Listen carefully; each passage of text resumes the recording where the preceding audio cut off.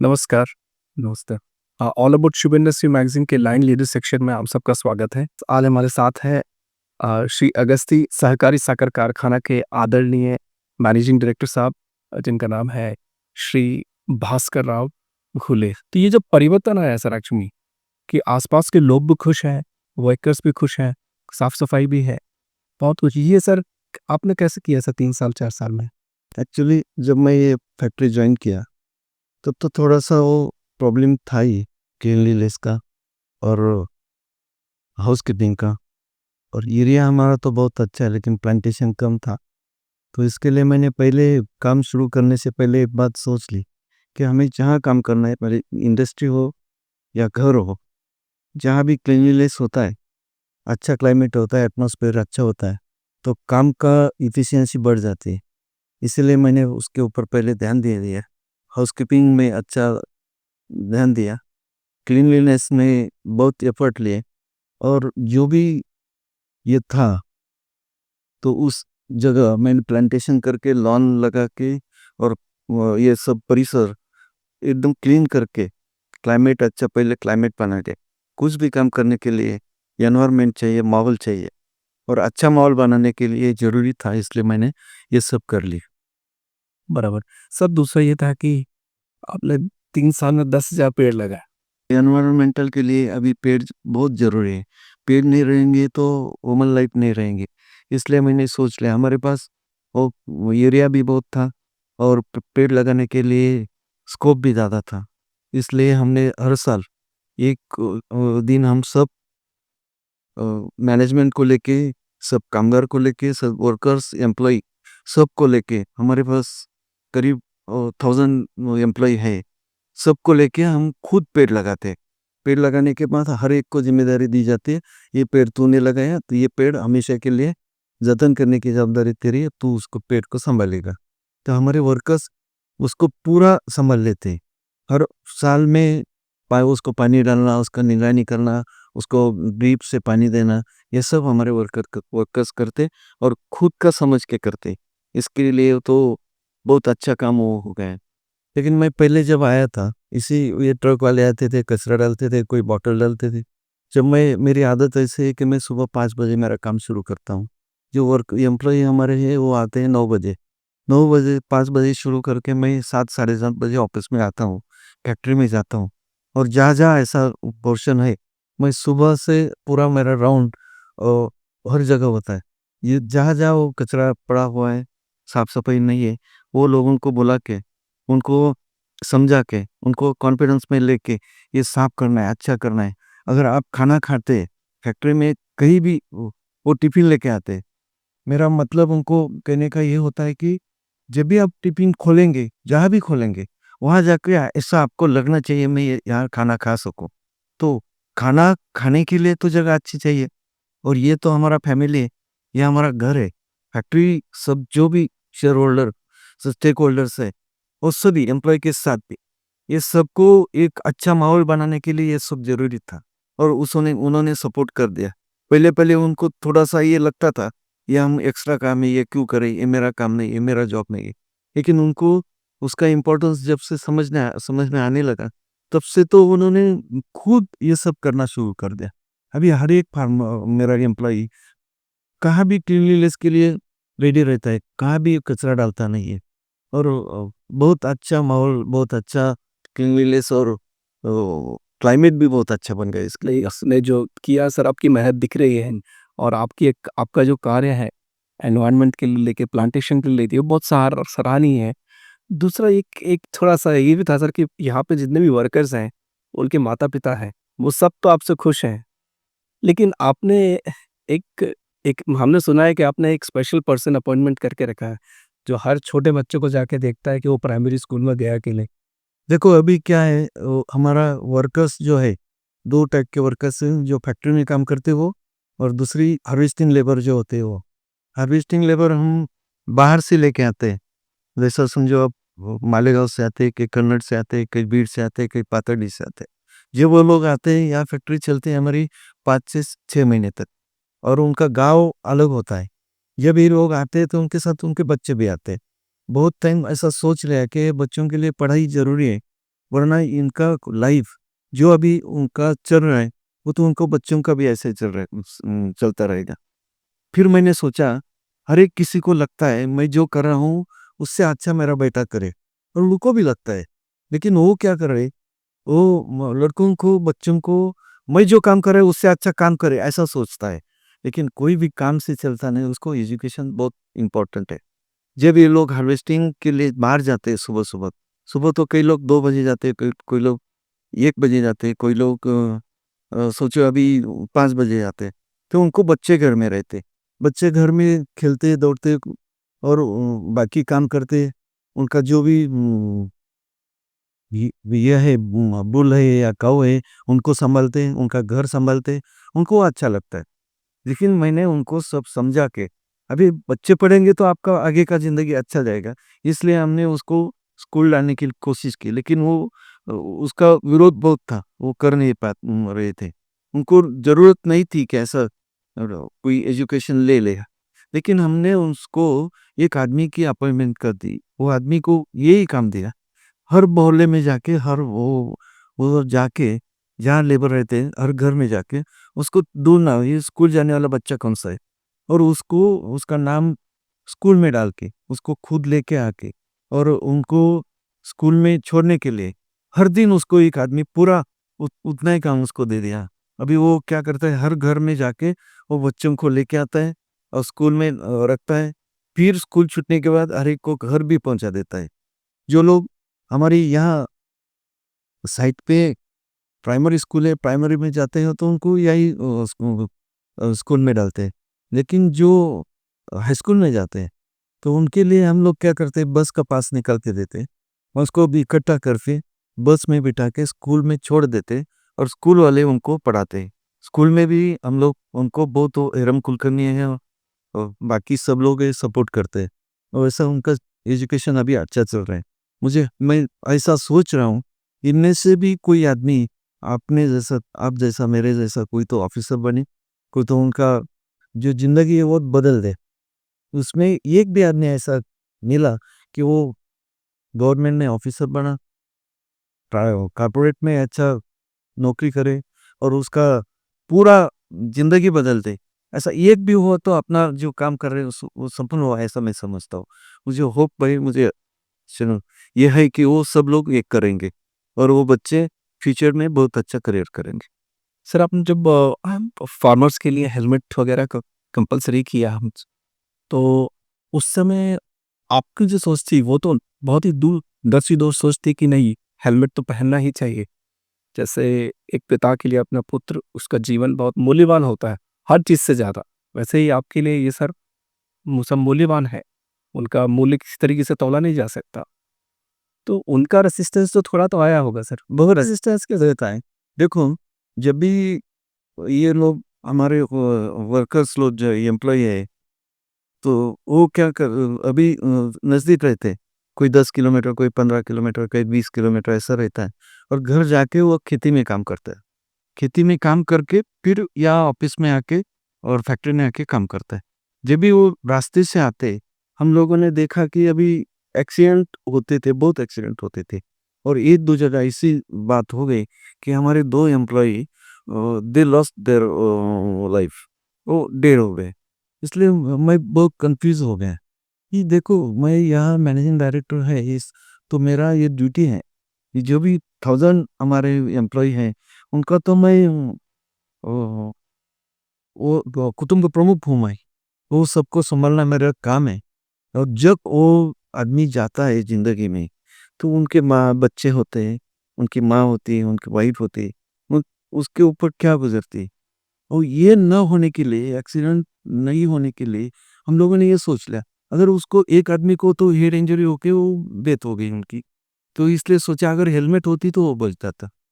तो फिर मैंने वो गेट मीटिंग लेके सब एम्प्लॉयी को बुला के उनको ये समझाया कि अगर आप हेलमेट पहनते तो कम से कम आपकी जान बच जाती। ये तो मुझे सोचना है, मैं हार्ट से उसको समझा दिया कि हर एक को हेलमेट लेनी है। कई लोगों ने ऐसा किया, साहब पैसा नहीं है, ज़्यादा ज़्यादा है, महँगा है। तो फिर मैंने वो हेलमेट के लिए हमारा जो स्टाफ सोसाइटी है, उसमें से वो हेलमेट खरीद लिया। हर एक को हेलमेट दे दिया और उनको उनके सैलरी से वो डिडक्ट कर दिया, इसलिए सब लोग पे हुए। मैं कभी कभी गेट पे जाता हूँ, देखता हूँ किसने हेलमेट नहीं पहनी, जिसने हेलमेट नहीं पहनी उसको मैं एक बार, दो बार, तीन बार समझा देता हूँ। अगर तीसरी बार नहीं समझ लिया तो मैं उसका गेट बंद करता हूँ, काम पे नहीं आने का। तो ऐसा कभी कभी समझाने से भी कोई समझते नहीं, तो एक्शन तो लेनी पड़ती है। तो ऐसा करके प्यार से समझा के कहीं पे थोड़ा सा रूल या ये करके बाय फोर्स उसको कंपलसरी कर दिया। शिक्षा का आपने जो मुद्दा है वो बहुत अच्छे से आप कर रहे हैं सर। एक्चुअली बच्चों की सुरक्षा का मुद्दा बहुत अच्छे से कर रहे हैं। उनका स्वास्थ्य सर, आपने मेडिकल चेकअप कंपलसरी कर दिया सर आपके सारे वहाँ। हाँ हाँ, ये तो और ये बहुत डेफिनेटली ये बहुत ही सराहनीय काम है। तो इसके पीछे आपकी सोच क्या थी सर? क्योंकि मेडिकल चेकअप आपने कंपलसरी किया, उसमें आप हर साल सबका चेकअप करवाते हैं। सारे वर्कर्स का कंपल्सरी चेकअप करवाते हैं, किसी भी लेवल पे हो, नीचे से लेके ऊपर तक का सबका चेकअप होता है। तो ये कैसे सर आपका पर इस पे खर्चा भी होता होगा सर काफ़ी? तो खर्चा भी होता है। देखो अभी क्या है, मैं मेरा मेरा सोच है, उसमें मेरा स्वार्थ है। स्वार्थ ऐसा है, मुझे फैक्ट्री चलानी है। फैक्ट्री चलाते टाइम ये मुझे ये हमारा जो फैक्ट्री है वो 24 आवर्स चलते रहते हैं। उसमें तो ऐसा नहीं कर सकते हैं 4 तास बंद हो गए और रुका दिया। अगर रुक गई तो जो हार्वेस्टिंग का गन्ना आता है, शुगरकेन आता है, उसको प्रॉब्लम होता है। खेत में वो शुगरकेन पड़ते रहता है और लॉसेस बहुत ज़्यादा होते हैं। इसलिए फैक्ट्री कंटिन्यूअस चलनी ये तो प्रायोरिटी है मेरी। और उसके लिए वर्कर्स हो फैक्ट्री चलाते। देखो समझ लो एक आदमी काम पे आया, वो काम करते। समझ लो कि टरबाइन पे काम करता है। टरबाइन ऐसा पार्ट है, वो 6000 आरपीएम उसको है। बॉयलर है, बॉयलर 350 टू 40 डिग्री टेम्परेचर का स्टीम बनाते हैं हम लोग। और वो बॉयलर में तो टेम्परेचर होता है 700 डिग्री सेंटीग्रेड। और वो ट्यूब जो होते हैं, आईवीआर ट्यूब होते हैं, उसमें वो स्टीम बना के वो सब प्रेशर पार्ट होते हैं। 32 केजी टू 45 केजी, 87 केजी तक उसका प्रेशर रहता है। हर एक पार्ट है, मोटर्स है, मोटर है, मशीन है, मूविंग पार्ट है, यहाँ वो लोग काम करते हैं। अगर उनका हेल्थ अच्छा नहीं है, वो मेंटली वो परफेक्ट नहीं है, तो वो लोग काम करते टाइम मिस्टेक तो कर ही जाते हैं। इसलिए मैं ऐसा सोचता हूँ, इनका हेल्थ अच्छा रहेगा। देखो किसी को अगर शुगर है, शुगर बढ़ गई और वो काम कर रहा है तो वो काम नहीं कर पाएगा। वो शुगर की वजह से वो फैक्ट्री का लॉस हो जाएगा। तो ये सबका अगर हेल्थ अच्छा है तो मेरा शुगर फैक्ट्री का हेल्थ अच्छा रहेगा। इसलिए मैं ऐसा सोचता हूँ कि ये सब वर्कर्स का, ये सब फार्मर्स का भी और कोई भी यहाँ कनेक्टेड जिन भी लोग हैं, उनका हेल्थ अच्छा रहेगा तो वो काम अच्छा कर पाएगी। और खुद आदमी कभी भी घर में भी देखो, हम अगर घर में कोई प्रॉब्लम है, कुछ है, तो हम नीचे वाले को देखते, भाई को हम पूछते, आपका तबीयत अच्छा नहीं का, बेटे को पूछते, सर्दी हुई क्या, लड़के को पूछते, कुछ प्रॉब्लम है क्या, टेम्परेचर है क्या, हम उनको तुरंत मेडिकल में लेके जाते, डॉक्टर के पास लेके जाते। लेकिन खुद को अगर कुछ है, हेडेक है, कुछ प्रॉब्लम है, टेम्परेचर है, हम लोग सोचते जाने दो, आज नहीं कल करेंगे, अपना काम तो पहले में किया है। जो जो काम करता है वो काम पे पहले कंसंट्रेट करता है, बाद में हेल्प हेल्प कर देता है। और इसके लिए हम लोगों ने मैंने सोच लिया, इनका हेल्थ अगर अच्छा रखना है तो उसका मेडिकल चेकअप अच्छा करना चाहिए। उनको थायराइड है क्या, उनको बीपी है क्या, उनको हार्ट का कोई प्रॉब्लम है क्या, उनको अदर कोई प्रॉब्लम है क्या। और इसके लिए तो मेडिकल चेकअप बहुत ही जरूरी है। इसलिए हम साल में एक बार हर एक का मेडिकल चेकअप करवाते हैं और वो कंपलसरी भी किया है हम लोगों ने। और उसको मेडिकल चेकअप करवाने के बाद उसको ट्रीटमेंट देके डॉक्टर का एडवाइस लेके वो ट्रीटमेंट लेके तो बहुत अच्छे रहते। फिर ये हेल्थ अच्छा है तो सभी अच्छा है।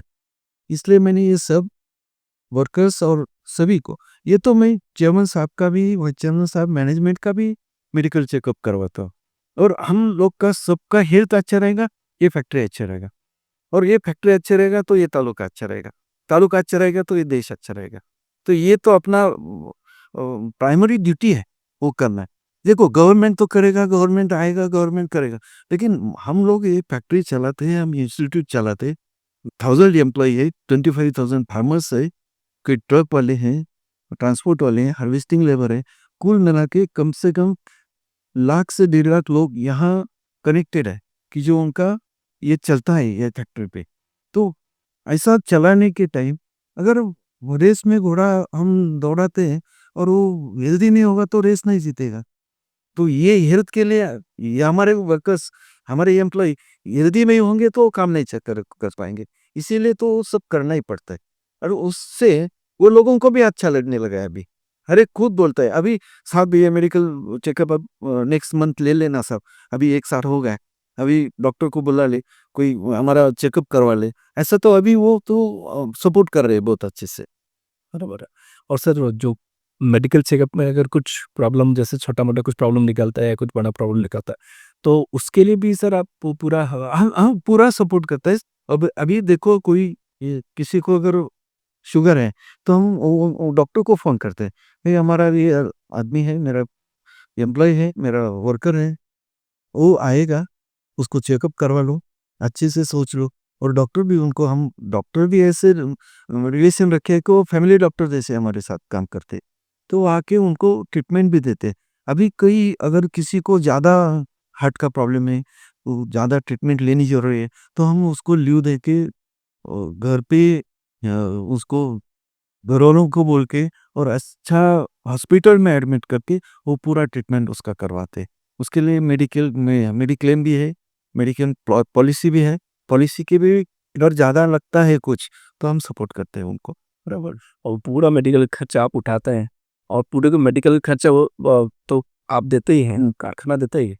और बाकी जितना भी जो भी फिर बाद में जो रिकवरी होती है वो भी इंटरेस्ट फ्री होती है। इंटरेस्ट फ्री होती है, धीरे-धीरे सैलरी से होती है। देखो तो इसका इस ये आपने क्यों सोचा सर? क्योंकि ज़्यादातर क्या होता है कि जो कोई भी मेडिकल प्लम पॉलिसी होती है, ज़्यादातर फैक्ट्रीज़ की मैं बात कर रहा हूँ, उसमें होता है कि 2 लाख, 5 लाख जितनी भी लिमिट होती है, ना करते हैं। फिर वो बोलते हैं कि भई हमने हमारा काम कर दिया, अब तुम्हारा तुम जानो। पर छोड़ देते हैं। और आपने ऐसा क्यों सोचा कि नहीं मैं छोड़ूँगा नहीं, चाहे कुछ भी हो जाए, 5 लाख, 10 लाख कितना भी खर्चा हो जाए लेकिन मैं छोड़ने वाला नहीं हूँ। तो ऐसा क्यों सोचा सर? देखो अभी क्या है, वो मेडिक्लेम पॉलिसी है 2 लाख तक की। मेडिक्लेम पॉलिसी का खर्चा कर दिया, तो मैकेनिज़्म हो गए। मैंने मेरी ड्यूटी पार कर ली। अभी मुझे ज़रूरत नहीं करने की। ये कब करता है आदमी? जब मैकेनिज़्म में काम करता है, तब करता है। वो तो मशीनरी जैसा काम होगा। लेकिन मैं हार्ट से ये मानता हूँ, ये मेरा फैमिली है।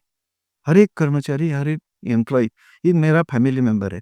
और उनको सोचो अभी 2 लाख खत्म हो गए और ट्रीटमेंट अधूरी छोड़ दी, तो उसको आगे कुछ नहीं कर पाते।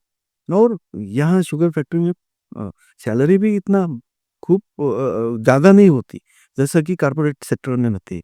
और उसको बच्चा पढ़ाना है, कोई स्कूल जाना है, बाकी खर्चा होता है। समझ लो एक मेरा एक एम्प्लॉयी को नासिक में उसके वाइफ को एडमिट किया और उसको 2 लाख तक का खर्चा हो गया।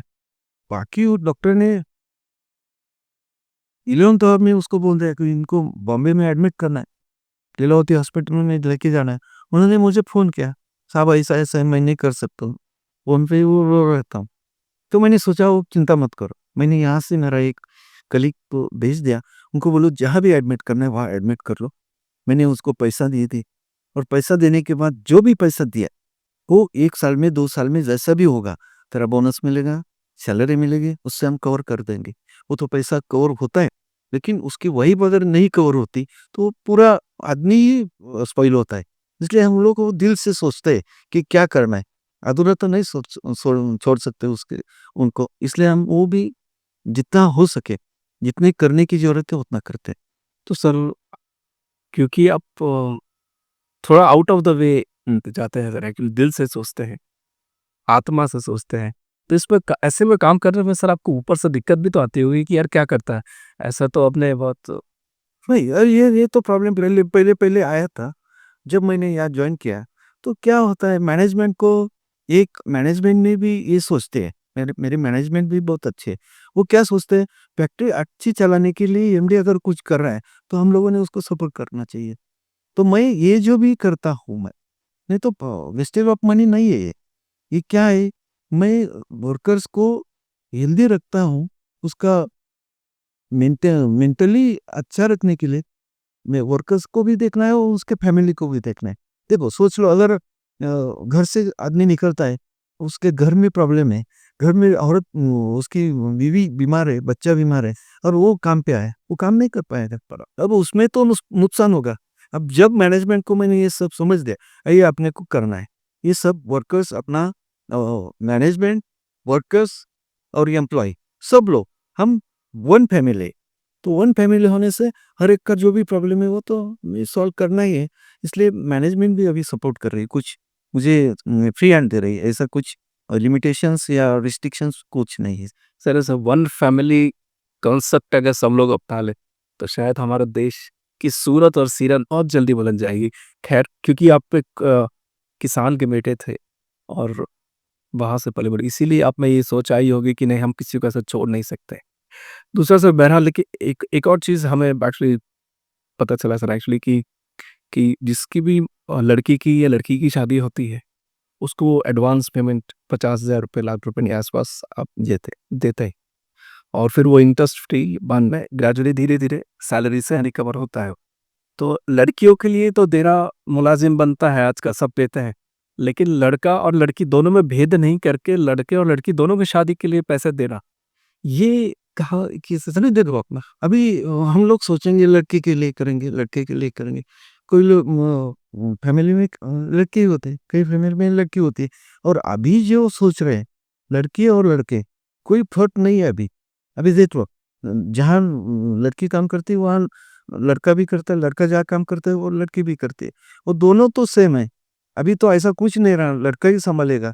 आगे जाके तो लड़कियाँ भी सँभालती है। वो तो इसलिए ज़रूरत ये है कि वो दोनों को समान रखना चाहिए। ऐसा भेदभाव करके तो समाज में तो उसका संदेश अलग जाएगा। इसलिए मैं वो सब एक समानता के लिए कर रहा हूँ। जी, बहुत अच्छा कर रहे हैं सर। आपका काम बहुत ही सराहनीय है। सर आपकी जो फैक्ट्री है श्री अगस्ती सहकारी साकर कारखाना, इसका शुरुआत कब से हुई सर और इसका जो फाउंडर थे वो कौन थे? इस फैक्ट्री का थोड़ा इतिहास बताएँगे सर कि किस तरह। देखो देखो ये फैक्ट्री जो है हमारी, अगस्ती सहकारी साकर कारखाना, अगस्ती कोऑपरेटिव शुगर फैक्ट्री। इसके फाउंडर जो है हमारे मधुकर राव जी पीसर साहब थे।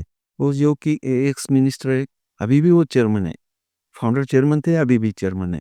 ये जो अकोले तालुका है, वो हिली एरिया है, ट्राइबल एरिया है। जब यहाँ फैक्ट्री नहीं थी, तो ये लोग केन ग्रोवर्स जो थे, उसको उनका शुगर के गन्ना बाहर देना पड़ता था। अगर बाहर देना वो टाइम, वो लोग उसको सर्विस नहीं मिलती थी। वो हार्वेस्टिंग प्रॉपर टाइम पे नहीं होता था। उसका प्रॉपर हार्वेस्टिंग नहीं होता था, पेमेंट प्रॉपर नहीं मिलता था। इसलिए चेयरमैन साहब ने सोच लिया कि ये एरिया में हम क्यों ना शुगर फैक्ट्री निकालें। और उन्होंने शुगर फैक्ट्री का रजिस्ट्रेशन करके यहाँ शुगर फैक्ट्री 1991 को इस्टेब्लिश कर दी। एक्चुअली 1990 में उसका तो रजिस्ट्रेशन हुआ और 1992 में ये फैक्ट्री रन ऑफ हो गई। और यहाँ जब से फैक्ट्री हो गई है, तो ये फार्मर्स के लिए वो बहुत अच्छी सुविधा दे रही। ये फैक्ट्री बहुत स्ट्रगल करके यहाँ तक आई। एक्चुअली कई बार, एक बार तो 2 साल बंद ही थी। और फैक्ट्री चलाने के लिए शुगर केन लगता है। शुगर केन के लिए तो इरिगेशन लगता है, डैम लगते हैं, पानी लगता है, रास्ते लगते हैं। वो सब टिसर साहब ने करवा लिए। मिनिस्टर थे, उसका नाम चलता था। उन्होंने ये तालुका में बहुत अच्छा काम करके डैम बनाए। सोच लो, बड़े डैम 4-5 बड़े डैम बनवाए और 60 से 70 माइनर इरिगेशन के डैम बनवाए।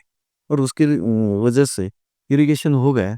हिली एरिया है, तो पाइपलाइन लेके कुछ लैंड डेवलपमेंट करके वो शुगर केन अभी ग्रोवर्स बना रहे हैं। और अभी तक हमें बाहर से भी शुगर केन लेना पड़ता है। लेकिन अभी तो प्रैक्टिस हमारी ऐसा है कि हमने यहाँ केन डेवलपमेंट का अच्छा सा एक डिपार्टमेंट बनवा लिया। फार्मर्स को हम सीड सप्लाई करते हैं। किसी ने भी फार्मर को ऐसा लगता है कि मुझे शुगर केन प्लांटेशन करना है, तो हम लोग वो लोग उसने फार्मर ने खाली फ़ोन करना हमें।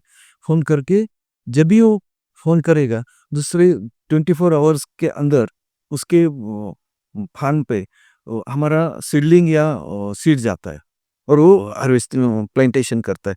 हम सोच रहे कि हमें 5 लाख टन कम से कम शुगर केन चाहिए एरिया ऑफ ऑपरेशन में। तो अभी हमारे पास 3 लाख, साढ़े 3 लाख हो गए और 1.5 लाख करना है। उसके लिए तो मैनेजमेंट, टीचर साहब, डायरेक्टर साहब, हमारा एमएलए, एक्स एमएलए वगैरह टीचर साहब है और सब मेरे डायरेक्टर्स हैं। वो सब मिला के हम ट्राई कर रहे हैं। हमारे यहाँ बड़ा एक प्लांट बना है सीडलिंग का, नर्सरी बनवा दी। हम अच्छे से अच्छे वो सीडलिंग बनाते हैं कि बाहर से भी वसुंधरा शुगर इंस्टीट्यूट से अच्छा सीड लाके फार्मर्स को देते हैं। और वो ऐसा फैक्ट्री चलानी है तो शुगर केन चाहिए, इसलिए हम डेवलपमेंट के लिए वो सब कर रहे हैं। और हम सोच रहे हैं, और मेरा मुझे भरोसा है कि अगले 2 साल में ये फैक्ट्री मेरी शुगर केन में पूरा खुद का शुगर केन खुद ही एरिया में तैयार होगा और फैक्ट्री बहुत अच्छी चलेगी।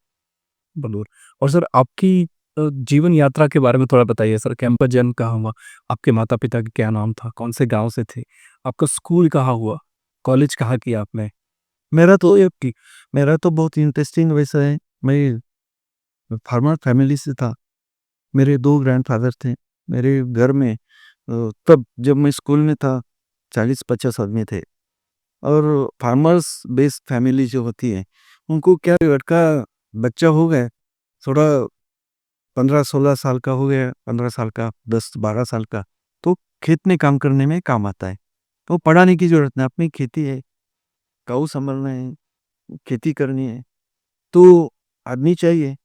और बाहर से आदमी लेके उनको पेमेंट करना, डेली बेस पे आदमी लेना, उससे तो घर के आदमी काम करेगा तो पैसा ज़्यादा मिलेगा। इसलिए ऐसी उनकी सोच थी, और उनकी सोच उनकी जगह सही थी। जब मैं 7th में था, 7th पास कर लिया मैं मेरे क्लास में टॉपर था। तो माँ ने और मेरे पिताजी और मेरे अंकल ने, मेरे मामा मुरबाड में ठाणे डिस्ट्रिक्ट में टीचर थे दोनों, उनके घर मुझे पहुँचा दिया। जून में मुझे स्कूल नहीं जाना था ऐसा सोच रहे थे। मई में उन्होंने उधर मुझे भेज दिया, और वहाँ से मेरा 8th का एजुकेशन चालू हो गया। मैं जब वहाँ गया तो मैं ग्रामीण से था, और वो लोग तो सिटी एरिया था। मुझे कोई बात नहीं कर रहा था। मैं स्कूल जाते थे, मेरे मामा के लड़के भी बोलते थे वो हमसे कुछ संबंध नहीं है। मेरा पहराव और उनका उसमें बहुत फ़र्क था। ऐसा होता ही है, कोई भी अडानी आदमी जाता है तो उसको प्रॉब्लम आता है। तो मैं पहले दिन स्कूल नहीं गया, बाद में स्कूल कैसा-वैसा गया, और उसके बाद 1 महीने तक मुझे बेंच के पीछे, सबसे पीछे बेंच पे मैं बैठता था, और एक भी आदमी मेरे साथ बैठने के लिए, बोलने के लिए तैयार नहीं था।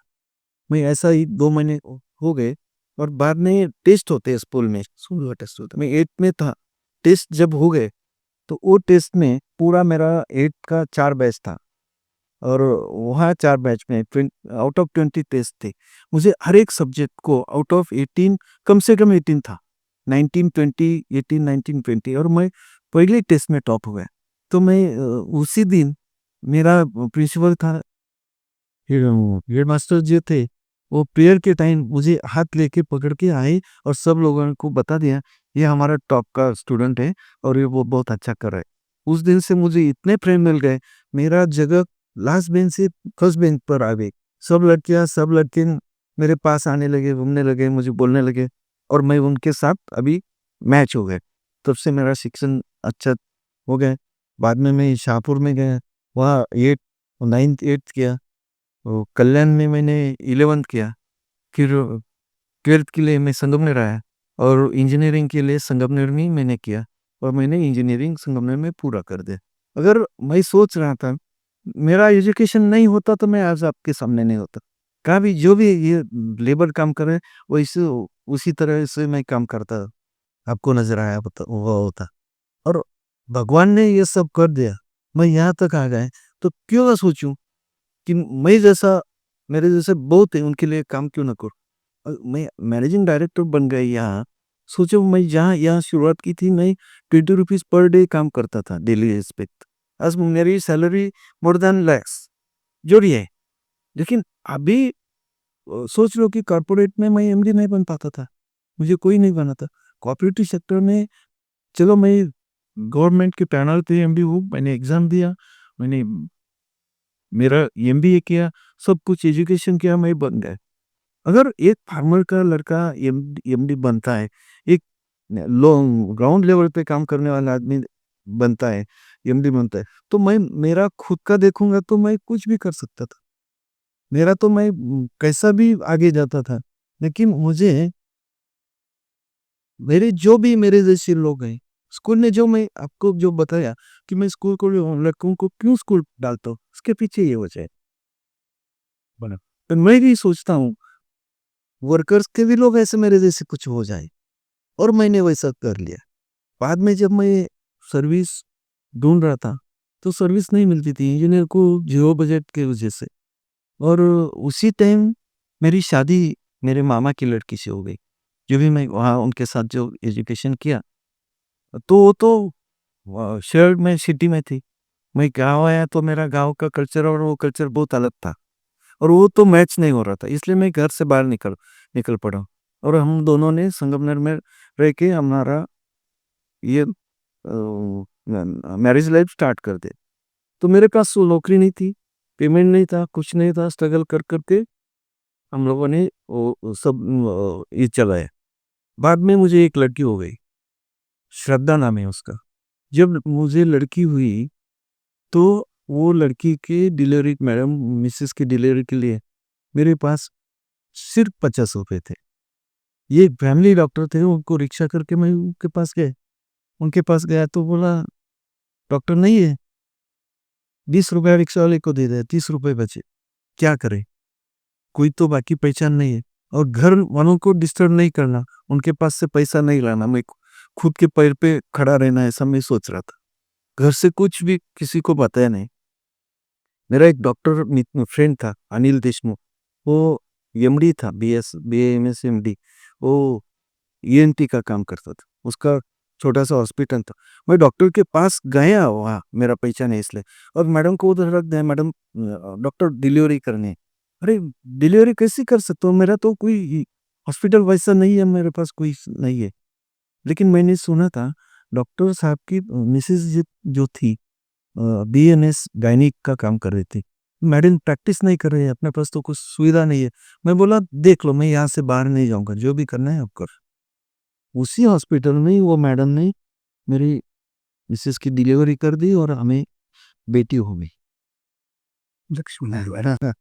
और जो भी बेटी हो गई ना, तब से वो मैं सोच रहा था ये बहुत बड़ी बनेगी, उसको बहुत बड़ा बनना है।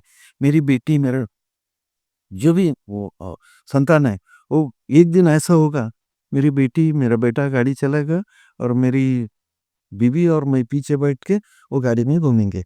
तब तो मेरे रात को खाने के लिए कुछ नहीं था। सोचो अभी डिलीवरी के टाइम, ऐसा प्रेगनेंसी के टाइम तो ऐसा लगता है ये खाना, वो खाना। तो वो हम नहीं खा पाते थे, मिसेज़ को नहीं दे पाते थे। तो मेरा फ्रेंड है वो भोर करके, उसका माँ-बाप भी टीचर थे। वो मैडम हमें नई-नई मैडम हमारा पड़ोसी थे।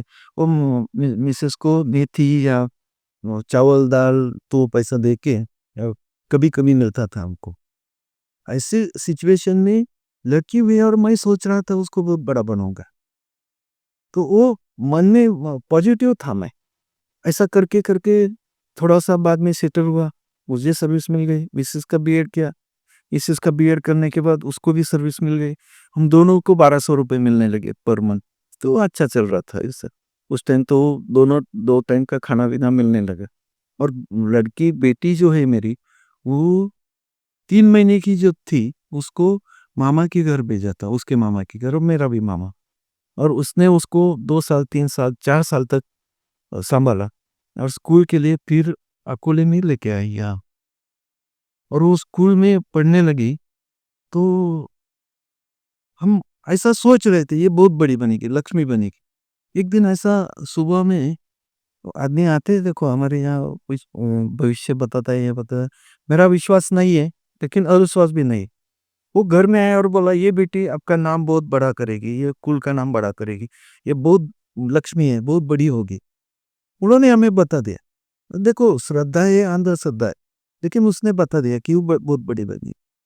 हमें तो पॉजिटिवली ले लें, चलो वो बोलता है तो होगी। तो स्कूल में गई, 5वीं में गई तो उसके स्कूल की मैडम थी, बोखरकर मैडम। उसने उसको स्पोर्ट में थोड़ा ये खेलते टाइम देखा कि ये लड़की बहुत अच्छी खेल रही है। फिर उसने हैंडबॉल में उसका 5th में हैंडबॉल की टीम में लिया। सोच लो, हैंडबॉल की टीम में तालुका में पहले आई, डिस्ट्रिक्ट में आई, स्टेट में पहले आई। स्टेट में पहले आने के बाद महाराष्ट्र स्टेट के टीम में वो सिलेक्ट हो गए। और राजस्थान में पटियाला में पहली बार उसको सिल्वर मेडल भी मिला उनकी टीम को। 5वीं में वो वो नेशनल प्लेयर हो गई। तो हमने फिर उसको सपोर्ट करके मैडम के साथ बात करके उसको एथलीट में डाल दिया। वो 100 मीटर करती थी, वो लॉन्ग जंप करती थी, और उसको थोड़ा करके 10th तक ऐसा हो गया कि उसने कम से कम 50 इंटरनेशनल मेडल जीत ली। ओके। और 10th में जब गई तो सब लोग बोलते थे अभी ये स्टॉप करो और उसको पढ़ने दो। मैं और मेरी बीवी ने सोच लिया नहीं वो करते तो करने दो। 10th में भी वो खाली एक 2 महीने में स्कूल गई, बाकी सब स्पोर्ट करती रही, और उसको इंटरनेशनल तक जाना था। तो इसलिए हमने उसको 10वीं के बाद 10th के बाद उसका मामा ठाणे में रहता है, ठाणे में उसको शिफ्ट किया। और ठाणे में 11th और 12th में जब वो थी तभी वो पुणे में कॉमनवेल्थ की गेम थे, उसको इंटरनेशनल में सिलेक्शन हो गया, इंटरनेशनल मेडल मिला उसको। उसके बाद 2-3 इंटरनेशनल मेडल मिले, नेशनल में बहुत मिले, उसको यूनिवर्सिटी में बहुत मेडल्स मिले। उसके पास अभी तो 135 मेडल्स है, और वो इंटरनेशनल प्लेयर है वो अच्छे। अभी तो नहीं कर रही, स्टॉप किया। लेकिन यहाँ से वहां तक जो गई, तब से जो कॉमनवेल्थ में उस मेडल मिला उसको, कॉमनवेल्थ गेम्स, कॉमनवेल्थ के नहीं गोल्ड मेडल, तो मुझे सब लोगों का फोन आने लगा। तो मुझे एहसास हो गया मैं कुछ बड़ा आदमी बन गया है। गोल्ड मेडल मिला, सब गोल्ड मेडल मिला, कॉमनवेल्थ में जब मेडल मिला मैं था उधर। लेकिन मुझे ऐसा सोच रहा था कि मेडल मिलना ही चाहिए। उसका जंग चल रहा था तब मैं उसको देख नहीं पाया, मैं पीछे जाके बैठा था। मिलेगा तो जाके उनको मिलूंगा, नहीं मिला तो नर्वस नहीं होना, मैं ऐसा सोच के मैं खुद ने देख नहीं लिया। लेकिन जब मेडल मिला लास्ट का जंप जो उसका था 6th, वो 13.11 जंप गए उसका। तो वो तो रिकॉर्ड आज भी उनके नाम पे, वो रिकॉर्ड करके उसको मेडल मिला। और जब देखा मैंने आगे आके श्रद्धा के वो हाथ में अपना तिरंगा था, राष्ट्रध्वज था, और वो पूरा पूरा ग्राउंड को राउंड मार रही थी। और बाद में विक्टोरी स्टैंड पे वो खड़ी थी बीच में, और वो अपना धुन बज रहा था राष्ट्रगीत का, और इंडिया का ध्वज उसके लिए ऊपर जा रहा था। और ना ये बहुत ही गर्व भी एक सम्मान की बात है सर एक्चुअली। दूसरी कहा भी बात है कि एक लक्ष्मी के अवतार लेने से, अवतार मैं मानता हूँ कि एक लक्ष्मी का अवतार हुआ आपके घर में, और वो अवतार होने के बाद आपके जीवन की काया पलट ही हो गई सर। सही है। ना तो आपको पहले जो आपकी जो परिस्थिति, आर्थिक परिस्थिति, और जिसको बोलते हैं समाज में जो आपकी परिस्थिति थी, वो एक साधारण या नगण्य जिन इसको सरिती नहीं होती इस तरीके के व्यक्ति की थी। लेकिन उस लक्ष्मी के अवतार होने के बाद ना तो आपको मिला ही, आपको जो धन की प्राप्ति हुई, वो ख्याति की प्राप्ति हुई, वो तो, लेकिन विश्व ख्याति की प्राप्ति हो गई। और आपको एक गर्व महसूस, वो जो गर्व के जो क्षण है, क्योंकि राष्ट्र ध्वज जो ऊपर जाता है अपने पुत्री के लिए, और वो बहुत ही माननीय, बहुत ही गर्व और सम्मान का विषय है सर एक्चुअली। सही। तो उस समय तो डेफिनेटली, और ये सब उन लोगों के लिए है जो लड़कियों को पैदा होने से रोक लेते हैं एक्चुअली। तो वो थोड़ा ध्यान से सुन लें कि लड़की जो होती है वो लक्ष्मी का रूप होती है, और वो आपका पूरा जीवन जो है वो बदल सकती है। वो इस तरीके से बदल सकती है कि ना तो आपको आपकी धन और संपत्ति तो आपके साथ आती ही है, उसके साथ आपको राष्ट्रीय अंतर्राष्ट्रीय ख्याति भी मिलती है। सही। तो वो बहुत ही, हम भी बहुत ज़्यादा, हम तो बहुत ज़्यादा खुशी हो रही है इस तरह एक्चुअली। दूसरा मैं बताना चाह हम होता है कि जब मैं मेरी बेटी वहां से यहाँ तक जो आई, तो मैं काम में व्यस्त था। मेरा रूटीन ऐसा है सर, जब मैं काम करता हूँ फैक्ट्री में काम करते टाइम मेरा रिकॉर्ड ऐसा है, मैंने आज तक किसी भी फैक्ट्री में काम किया है, जहाँ भी किया, मेरा एक दिन का भी लीव नहीं है 28 ईयर्स में। ऐसा एक भी दिन नहीं कि मैं आज लीव पे हूँ और घूमने गया, बाहर गए और फैक्ट्री पे काम नहीं करा हो। ऐसा मेरे भविष्य में एक भी दिन नहीं है। कहाँ भी लीव एप्लीकेशन मैंने किया ही नहीं है अभी तक। और जब मैं ये कर रहा था, मैं बाहर जाके, मेरी मिसेस टीचर है, वो स्कूल में पढ़ाती, और मैं पहले अगस्ती में कहा, बाद में नासिक में गया, बाद में मैं जुन्नर पुणे डिस्ट्रिक्ट में विग्नर फैक्ट्री में गया। विग्नर में भी मुझे बहुत अच्छा काम करने का मौका मिला। निवृत्ति सेठ सरकर और वो सब लोगों ने मुझे, सेठ बाबा ने बहुत अच्छा किया। और उसके बाद मैं अनुराग शुगर फैक्ट्री इरेक्शन किया, नया फैक्ट्री बने। बाद में मैं नागनाथन्ना नायकोडी के फैक्ट्री में भी कई दिन था। शंकर ये कोले साहब के फैक्ट्री में संजीवनी में भी 1 साल मैंने काम किया और फिर से यहाँ एमडी बन के काम कर रहा हूँ। तो ये सब काम करते टाइम मेरा जो भी फैमिली है, बेटी का सब देखना, बेटे का देखना और मेरे फैमिली का देखना, ये सब मेरे बीवी ने कर दिया। वो मुझे पूरा फ्री हैंड दे दिया। किसी को कोई बीमार है, कोई स्कूल जाना है, किसकी स्कूल फी भरनी, लाइट बिल भरना है, घर का देखना है, घर का बंगलों का बांधकाम किया उसी टाइम मेरा घर का जो कंस्ट्रक्शन चल रहा था, उस टाइम मैं खाली 3-4 बार घर में आया। बाकी सब मेरे बीवी नहीं करते। बहुत सपोर्ट उन्होंने करते। और उसका सपोर्ट नहीं होता तो मैं कुछ नहीं कर पाता। बराबर। और सर लगभग 3 दशक हो गए सर आपको शुगर में। 28-30 साल कम नहीं होते हैं। यहाँ तो लोग 3 महीने और 3 साल में ऊब जाते हैं एक-एक काम करके। तो इतना लंबा समय सर आपने शुगर फैक्ट्री में बिताया है, शुगर वर्टिकल में बिताया है। तो कभी आपका मन ऊब गया था सर एक्चुअली बीच में कभी आपको ऐसा लगा कि नहीं अब मैं शुगर से निकल जाता बहुत हो गया, अब मैं कहीं उसी जगह जाके कुछ और काम करने का प्रयास? नहीं, बिल्कुल नहीं, बिल्कुल नहीं। ये क्यों नहीं लगा मुझे? ये शुगर फैक्ट्री ऐसे है, ये एक आदमी मेरा कोऑपरेटिव शुगर में, एक आदमी ₹1000 का शेयर लेता है और वो मालिक बन जाता है। ये फैक्ट्री, ये सब शेयर होल्डर की ओनर की होती है और यहाँ कोई एक को फ़ायदा नहीं मिलता। ये जो फैक्ट्री चलेगी तो सभी शेयर होल्डर को, केन गोवर्स को, हार्वेस्टिंग लेबर को, वर्कर्स को और हमारा ट्रांसपोर्ट वाले जो भी स्टेक होल्डर है उनको सबको फायदा होता है। और ये शुगर फैक्ट्री में इतना प्रॉब्लम है शुरू से आज तक और आगे भी चलता रहेगा। हर टाइम ये क्या होता है, कभी बारिश अच्छी होती है तो फसल ज़्यादा हो जाती है, फसल ज़्यादा होती है प्रोडक्शन ज़्यादा होता है, प्रोडक्शन ज़्यादा होता है तो रेट कम होते रहते हैं।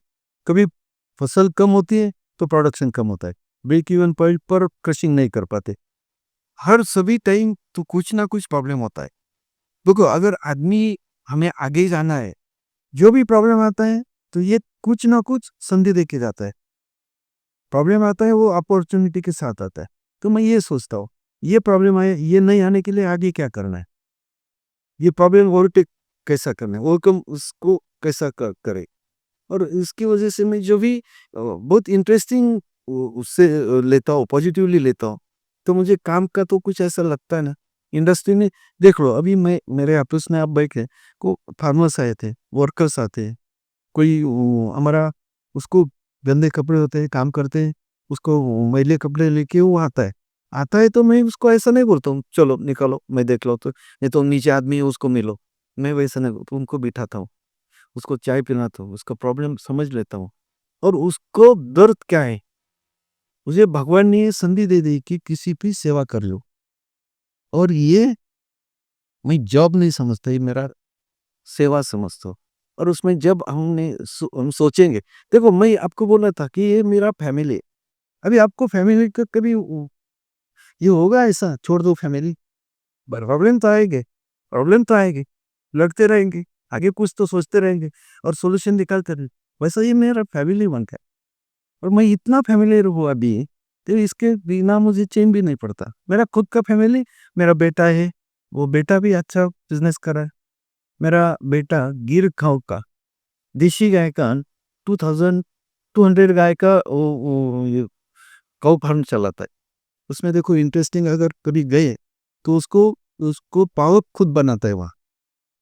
वो गैस जो है फ्यूरा ओके खुद बनाता है, बायोगैस बनाता है, फर्टिलाइजर बनाता है, बराबर। उसके बाद वो आयुर्वेदिक मेडिसिन बनाता है, घी बनाता है, दूध बनाता है। उसका दूध तो पुणे में जाता है, नासिक में जाता है, संगमनेर में बेचता है। और उसका घी जो है वो सिंगापुर में जो बुकिंग करके, ऑनलाइन बुकिंग करके वो बाहर भी बेचता है वो, बराबर। बहुत इंटरेस्टिंग, वो भी काम कर रहा है, वो भी मेरे जैसा है। हम लोग को मेरा सोच ऐसा है, फुकट का ऐसा इजी गोइंग कुछ नहीं होना चाहिए। जो भी करना है कष्ट से मिलना चाहिए, कष्ट से जो मिलेगा तो उसको उसकी ये समझ में आता है, ये कैसा कमाए, कैसा कितना मेहनत होती है।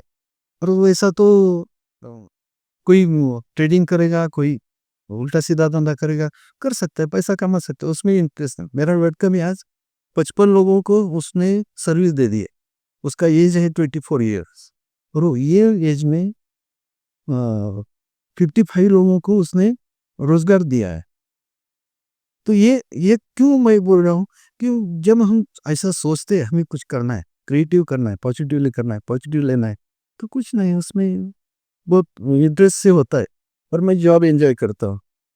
नहीं कहते हैं सर एक्चुअली एक पावर ऑफ इंटेंशन होता है कि आपके शब्दों में भले ही वो थोड़े कम या ज़्यादा हो या आपको सही शब्द चुनना या व्यक्त करना ना आए, लेकिन अगर आपका पावर ऑफ इंटेंशन जिसको बोलते हैं आपके हृदय की जो भावना है वो ऐसी है कि सामने वाले का कुछ भी करके मुझे कल्याण करना है, सही तो वो उसका जो परिणाम होता है सर वो इसी जन्म में हुँ। अभी के अभी मिलता है सर। वैसा जब मैं बेटी की शादी करनी थी, एक बात आपको बताता हूँ। मैं तब से बोल रहा था मेरी बेटी बहुत बड़ी, उसको आईएएस ऑफिसर ही मुझे दामाद चाहिए। हम लोगों ने उससे उस जब उसका शादी का शुरू किया, तो मैं ऐसा ही सोच रहा था मुझे आईएएस दामाद चाहिए, आईएएस दामाद चाहिए। तो सर नहीं है, मैं जैसे सोचो कि मेरा दामाद कलेक्टर होना चाहिए, ऐसा मेरे मन में था पहले से ही। जब हमने ट्राई किया, 2 साल तक हम रुके, बहुत ढूँढ लिया, नहीं मिला। कई जगह आईपीएस मिले, तो उनको पसंद नहीं थी, मुझे पसंद थे तो वी उसकी माँ को पसंद नहीं थे, बेटे को पसंद नहीं थे, फैमिली पसंद नहीं थे, ऐसा बहुत प्रॉब्लम है। और बाद में हम सोच लिया, मैं तो मुझे कॉन्फिडेंस था, तो मैं जो भी मन से करता हूँ उसको सक्सेस मिलता है। तो हम डिस्टर्ब हो गए थे, डिस्टर्ब इतने हो गए थे, ये सब हो के मेरी बेटी इतनी बड़ी हो के भी दामाद नहीं अच्छा मिल रहा है। तो क्या मेरी बीवी रात को 1 बजे 2 बजे उठ के टेबल पे बैठती थी और कुछ सोचती थी। मैं वो क्या दीदी की शादी होनी है, क्या करना है? अभी तक नहीं मिला इस समय और ये इंजीनियर बहुत अच्छा है, वो अच्छा है, वो इंडस्ट्रियलिस्ट है, उसका इतना प्रॉपर्टी है, वो ये अच्छा है। मैं बोला नहीं, नहीं करना मुझे आईएएस ही चाहिए। तो कहाँ मिलेगा आईएएस? कैसे मिलेगा? मिलेगा कहीं से कहीं कहीं न कहीं तो मिलेगा। लेकिन बाद में ऐसा हुआ कि नहीं मिल रहा था। फिर हमने सोचा कोई सुपर क्लास वन देखे, कलेक्टर नहीं तो डिप्टी कलेक्टर देखे, एनपीएससी वाला देखे, यूपीएससी वाला नहीं मिलता है तो वो भी ट्राई किया। लेकिन एक बार ऐसा एक दिन ऐसा आया कि एक आदमी ने मुझे बोला कि नासिक में एक सिन्नर का लड़का आईएएस हो गया है। उसका बोर्ड लगा था आईएएस कांग्रेचुलेशन। तब मैंने सोचा ये तो मेरा दामाद हो गया अभी। उसको तो मैंने देखा नहीं था, उसके घर नहीं गया था, उसको कुछ बात ही नहीं हुई थी। तो भी मैं ऐसा पॉजिटिवली सोच रहा था कि ये उसको करना ही है। शादी में कितना प्रॉब्लम, कोई पत्रिका नहीं जमती, कोई हाइट नहीं जमती, कोई किसको पसंद नहीं होता। तब से ये कुछ नहीं था, तो भी मैं मेरे मिसेस को बोला ये हो ही जाएगा। सब लोग मुझे बोलते थे कैसा होगा? नहीं होगा। कई लोग बोलते थे आईएएस हो गया तो मिनिस्टर का देखते हैं, बड़े-बड़े इंडस्ट्रियलिस्ट होते हैं, बड़े आदमी का लड़की वो करेंगे तो अपने जैसे लड़की नहीं करेंगे। देखिए श्रद्धा इंटरनेशनल है, तो भी वो तो सोच अलग हो सकती है उनकी, वो नहीं ये करेंगे। जब मैं उनके घर गया, उनको माता-पिता से कॉन्टैक्ट किया, तो बोले हमें शादी नहीं करनी 2 साल। फिर मैं घर आया और उनके पीछे पड़ता रहा। उनको बोला नहीं आप शादी मत करो लेकिन हमारे घर एक बार चाय पीने को। और वो लोग हमारे घर आए खताली फैमिली से और उन्होंने देखा घर आए ना, फिर घर आते ही देखते ही श्रद्धा का मेडल से बहुत बड़ा। अब मेरा लिविंग रूम तो उसका मेडल से ही भरा हुआ है। जब भी उन्हें घर में पाँव रखा और वो सब मेडल देखे, हर मिनिस्टर के साथ उसका फोटो, हर चीफ मिनिस्टर के साथ फोटो, हर ऐसा वो देख के वो हंसने लगे और ठीक है सोचेंगे ऐसे बोले। लेकिन हमारा लड़का अभी ट्रेनिंग कर रहा है मसूरी में, वो 1 साल में आएगा तब तक आपको रुकना पड़ेगा। ठीक है रुकेंगे। हम 1 साल वेटिंग किया, 1 साल के बाद वो दामाद आए, वो सन इन लॉ आए, श्रद्धा को देखा, वो बोला ठीक है मुझे पसंद। और उसके बाद 1 साल में हमने उनकी शादी कर दी। मेरा कहने का मतलब है आपको दिल से करना है और पॉजिटिव है, कुछ क्रिएटिव करना है और वो करने के लिए कोई लोग नॉस करते हैं, भगवान के पास जाते हैं, भगवान को बोलते हैं मुझे ऐसा करो, मुझे वैसा करो, पूजा अर्चा करते हैं, सब कर मेरे बीवी ने भी किया। मैं भी ऐसा नहीं मानता हूँ कि पूजा अर्चा नहीं करना चाहिए, पर पूजा अर्चा से ज़्यादा मुझे खुद पे पॉजिटिव थिंकिंग पे और ये सब अपने ऊपर जो भी हम सोचते हैं उसके लिए उसको पीछे पड़ के प्रामाणिक प्रयत्न करके और डिसीजन उसके पीछे अच्छा मन रख के किया तो यश मिल जाता है, ऐसा मेरा समझ है। और उसकी वजह से मुझे दामाद भी आईएएस मिल गया है। नहीं, बनाए सर एक्चुअली आप बहुत मोटिवेटेड रहते हैं सर एक्चुअली। तो मोटिवेशन आपको क्या लगता है कि कितना ये ज़रूरी है? और आपके जो एम्प्लॉइज़ हैं, 1000 से ज़्यादा एम्प्लॉइज़ हैं, उन सबको मोटिवेटेड रखने के लिए आप क्या हाँ, मोटिवेशन तो बहुत ज़रूरी है। दो तो समझ लो, कोई ये काम नहीं है, कोई मेरा वर्कर है, वो काम उसमें पोटेंशियल है, तो लेकिन परफॉर्मेंस नहीं है। पोटेंशियल है लेकिन परफॉर्मेंस नहीं। परफॉर्मेंस क्यों नहीं है उसको समझ नहीं आता, मैं क्या करूँ? वो तो आता है 8-10 काम करता है, लेकिन काम करते टाइम वो ड्यूटी करके काम करता है। सोच लो अभी आया, सायरन हो गया, मैं अंदर गया, सायरन हो गया, मैं बाहर आया। मेरा ड्यूटी हो गया 8-10 जो भी ऑफिसर्स ने बोला मैंने काम कर दे। लेकिन अगर उसको समझ लिया, उसको कॉन्फिडेंस में लिया, देखो भाई तू 8 घंटे तो काम करने वाला है, तू उसको तुझे तो पैसा मिलना है, तू काम ऐसा कर कि खुद को समाधान मिले। खुद को ऐसा स्टीफी जो है बोलना चाहिए बहुत अच्छा काम करता है, चेयरमैन बोलना चाहिए बहुत अच्छा काम करता है, एमडी ने बोलना चाहिए वो अरे ये मेरा अच्छा काम कर रहा है। फिर तुझे करियर में अच्छा फायदा होगा, तुझे प्रमोशन मिलेगा, तुझे सैलरी बढ़ेगी और तुझे खुद को इसको काम करने में इंटरेस्ट आएगा। ऐसा हर एक को चुन के मैंने उसको मोटिवेट करने का प्रयास किया। बाद में सबको मिला के कोई प्रोग्राम ली, उसको समझाया काम करने से क्या फ़ायदा मिलता है, काम करने से आदमी कैसा बड़ा हो जाता है और अपना काम ही अपना भगवान है। सोचिए भगवान के पास जाके 10-20 हज़ार रुपए वो साल में खर्चा करके भगवान के पास जाना, तीर्थ यात्रा करना, उससे तो अच्छा है अपना ये तो भगवान है। ये करेगा तो आपको भगवान की सेवा का भी लाभ मिलेगा। ऐसा जिसको जो समझ में आता है, उसको वैसा समझ के मैंने हर एक को मोटिवेट किया।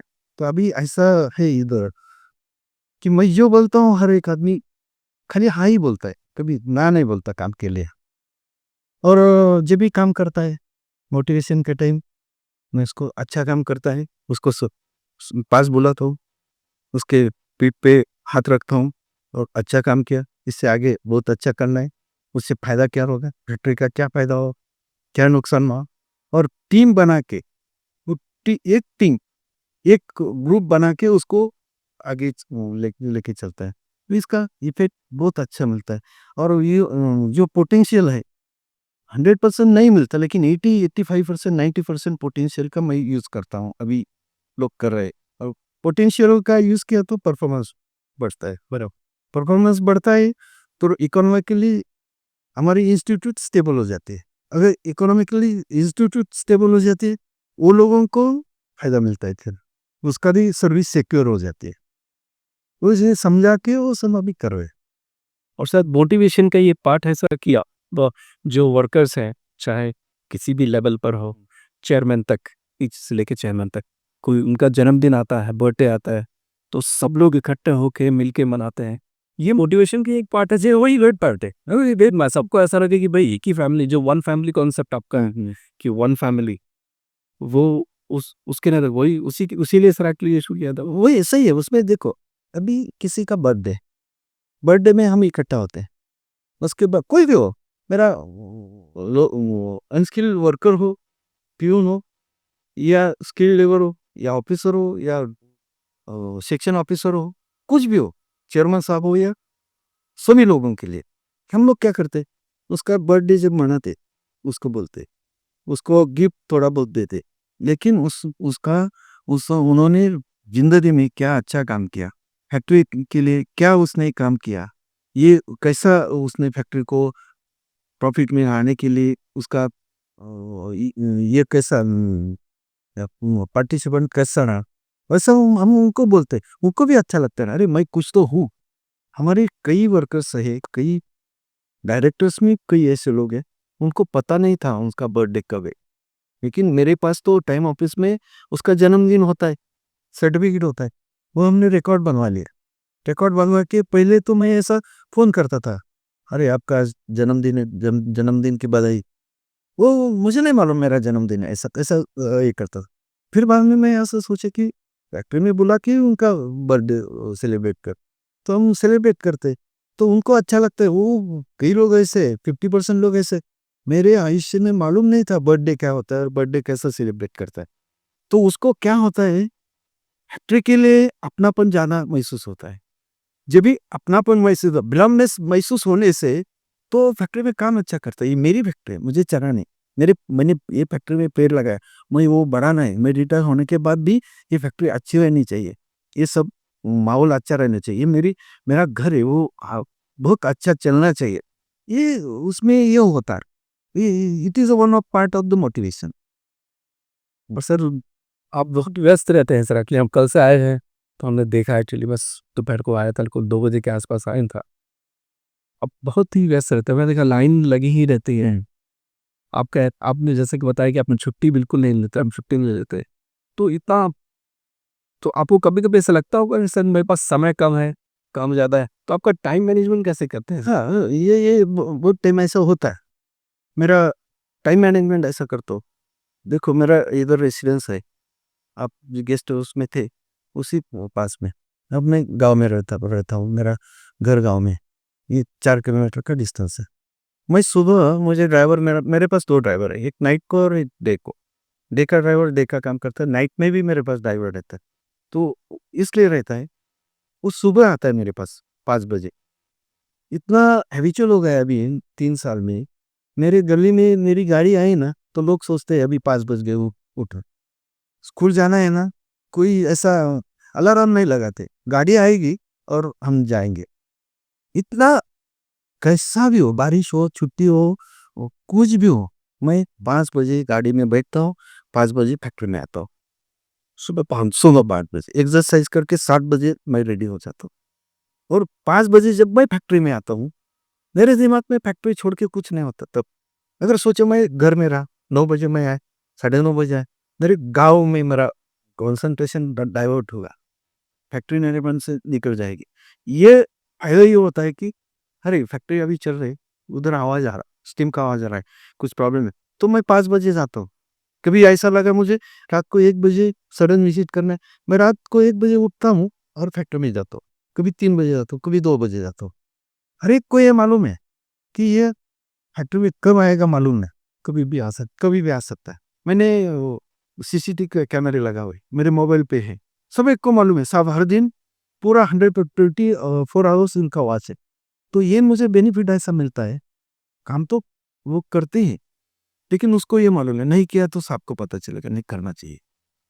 तो मुझे मेरा टाइम जब भी सुबह मैं आता हूँ 7 साढ़े 7 8 बजे यहाँ आता हूँ, तो 8 से 9 बजे तक जो भी गवर्नमेंट का पॉलिसीज़ का काम होता है, लेटर होता है, मेरा टपल होता है, मैं देख लाता हूँ। जो भी डिसीज़न करना है, वो सब कोऑर्डिनेशन मीटिंग बुला के सब एचओडीज़ को बुला के मैं करवा लेता हूँ। बाद में जब मैं ये पूरा मेरा काम खत्म हो जाता है technical. Actually MD being a MD मेरा काम खत्म हो जाता है। लेकिन जब मैं ऑफ़िस में बैठता हूँ, तो मैं पूरा फ्री होता हूँ। कोई भी विज़िटर आता है, कोई फार्मर आता है, कोई वर्कर आता है, कोई ट्रक वाला आता है, कोई बीमार आदमी आता है, कोई पिन ड्रॉवर आता है, तो मैं उसको टाइम दे पाता हूँ।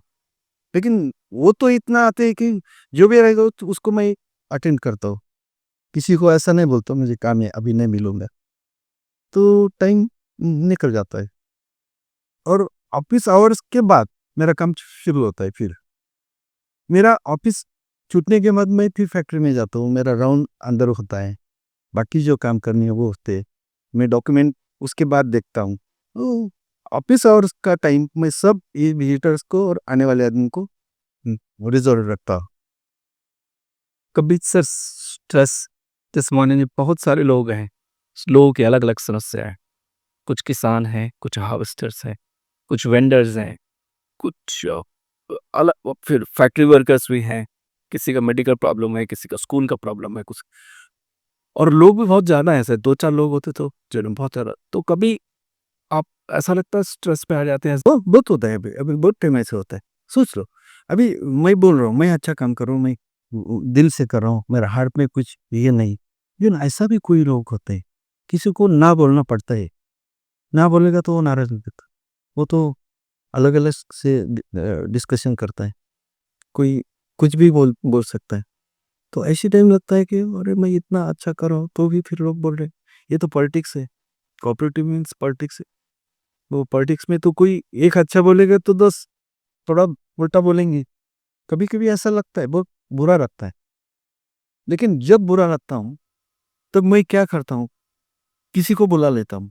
चलो अभी वो सोशल वर्क है, पॉलिटिक्स का सब्जेक्ट है। पॉलिटिक्स में करता नहीं हूँ, लेकिन वो तो आता है, कोई आए तो। फिर मैं क्या करता हूँ, जहाँ बहुत प्रेस आ गए, ऑफिस में बैठ-बैठ के बहुत टेंशन में आया, तो फिर मैं उठता हूँ कुर्सी से, फैक्ट्री में जाता हूँ। फैक्ट्री से जब भी मैं जाता हूँ ना यहाँ से, ये देखो आप यहाँ से फैक्ट्री के गेट तक गए ना, पेड़ है अलग-अलग सा। मैं पेड़ पे से आके बात होता है, पेड़ के पास देखता हूँ। अरे! मुझे ऐसा फीलिंग होता है, पेड़ बोलता है, "अरे वो जाने दो ना, तूने मुझे पानी दिया, पता है, मैं खुश हूँ, वो नाराज़ होने दो।" मैं ऐसा सोचता हूँ, पेड़ मेरे साथ ऐसा बात करते हैं, ऐसा मैं सोचता हूँ। और उसने मेरा मूड पूरा फैक्ट्री के गेट के अंदर जाते टाइम पूरा चेंज हो जाता है, विदिन फ्यू मिनट्स।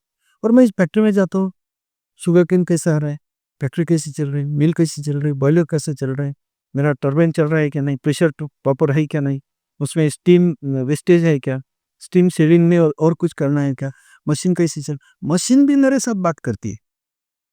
आप अगर सोचेंगे तो बात कैसी करती है, बेरिंग कुछ खराब हो गए तो आवाज देगी, और वो बोलेगी मेरा आवाज जरा मुझे लुब्रिकेंट डाल दो, बराबर। अगर ज़्यादा खराब हुई तो मोटर बोलती है, ज़्यादा आवाज़ करती है, "अरे ये बेरिंग बदला दो नहीं तो मैं जल जाऊँगी।" अब इससे इंटरेस्टिंग क्या हो सकता है? और स्ट्रेस कैसा रहेगा?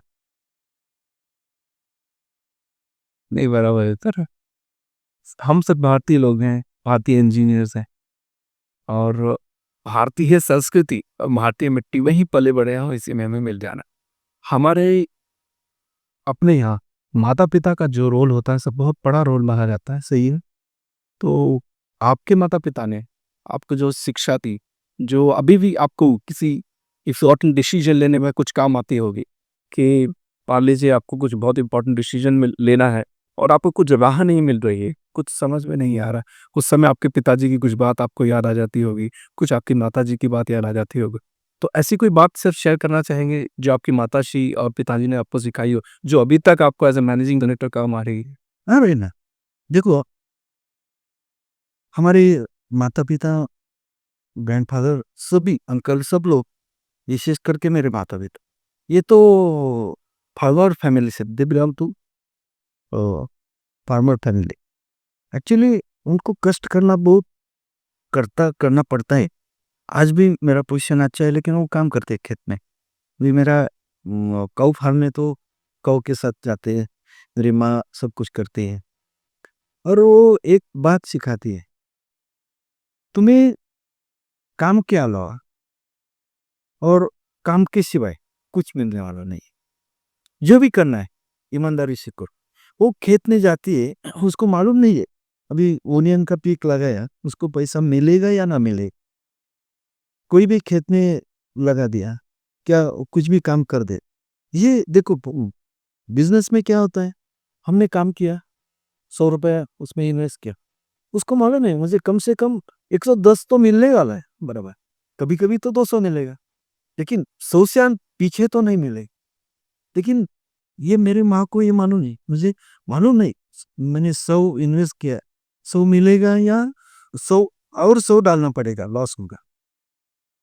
लेकिन मिलेगा या ना मिलेगा, ये सोचने से अपना काम नहीं छोड़ देना।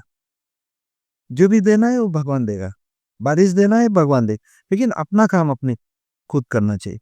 कभी-कभी ऐसा होता है कि बहुत स्ट्रेस आता है, बहुत ऐसा प्रॉब्लम आता है। कोई आदमी बोलता है, "तू माँ के पास अगर गया, माँ को बोल", माँ तो ऐसी तो देवता है, उसको कुछ भी बोल सकते हैं ना, कुछ भी कर सकते हैं। लेकिन मैं बहुत बातें अभी, मैं वो बचपन में था तो सब पॉजिटिव उतना ही बताता हूँ। अगर नेगेटिव बताए तो उसका एज अबव 70 है, उसको बुरा लगेगा। ये क्या आप मैं उसको अच्छा लगने के लिए जो भी करना है वो मैं अभी करता हूँ।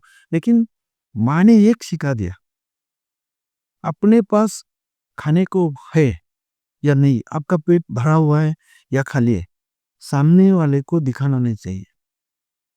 सामने वाले को दिखा अपना दुःख सामने वाले को नहीं दिखना चाहिए। उसको ऐसा लगना चाहिए ये आदर्श आदमी है, इसका बहुत अच्छा चल रहा है। और वो करने के लिए आप प्रयास करना चाहिए, प्रयत्न करना चाहिए। अगर वो आप सोचेंगे कि मुझे प्रॉब्लम है, मुझे कुछ पैसे की ज़रूरत है, मुझे कुछ ये दूसरों की ज़रूरत है, तो वो लोग ज़रूरत पूरा नहीं करेंगे, तकलीफ देंगे। और उसको सामने वाले को ऐसा लगेगा कि तू देने वाला है, लेने वाला नहीं है। बराबर, तू देने वाला है, तू देने के लिए पैदा हुआ है, तो किसी से मांगना नहीं। जो भी है, किसी को नहीं दे सका तो कम से कम उसको मांगो मत। ये बात मेरे माँ ने मुझे सिखाई। और आपके पिताजी और मेरे पिताजी अभी 1 साल पहले गए हो, और पिताजी भी वैसे थे। पिताजी मुझे स्ट्रिक्टली ऐसा सर्विस करने के टाइम, बिज़नेस करने के टाइम, पढ़ने के टाइम, वो तो ये बोल रहे थे, "तुझे जो करना है, जो सीखना है।" ऐसा मुझे कहीं कभी नहीं बोले वो कि तुम यही पढ़ाई करो, वही करो, खेती करो, ये करो, बिज़नेस करो, कोई कुछ नहीं। जो भी करना है ईमानदारी से करो, और जो भी समझ में रहना है, तुझे एक भी आदमी ने ऐसा नहीं बोलना चाहिए कि ये मेरा बेटा, मेरे नाम से ऐसा नहीं बोलना चाहिए, तेरा बेटा ऐसा-ऐसा गलत काम कर रहा है।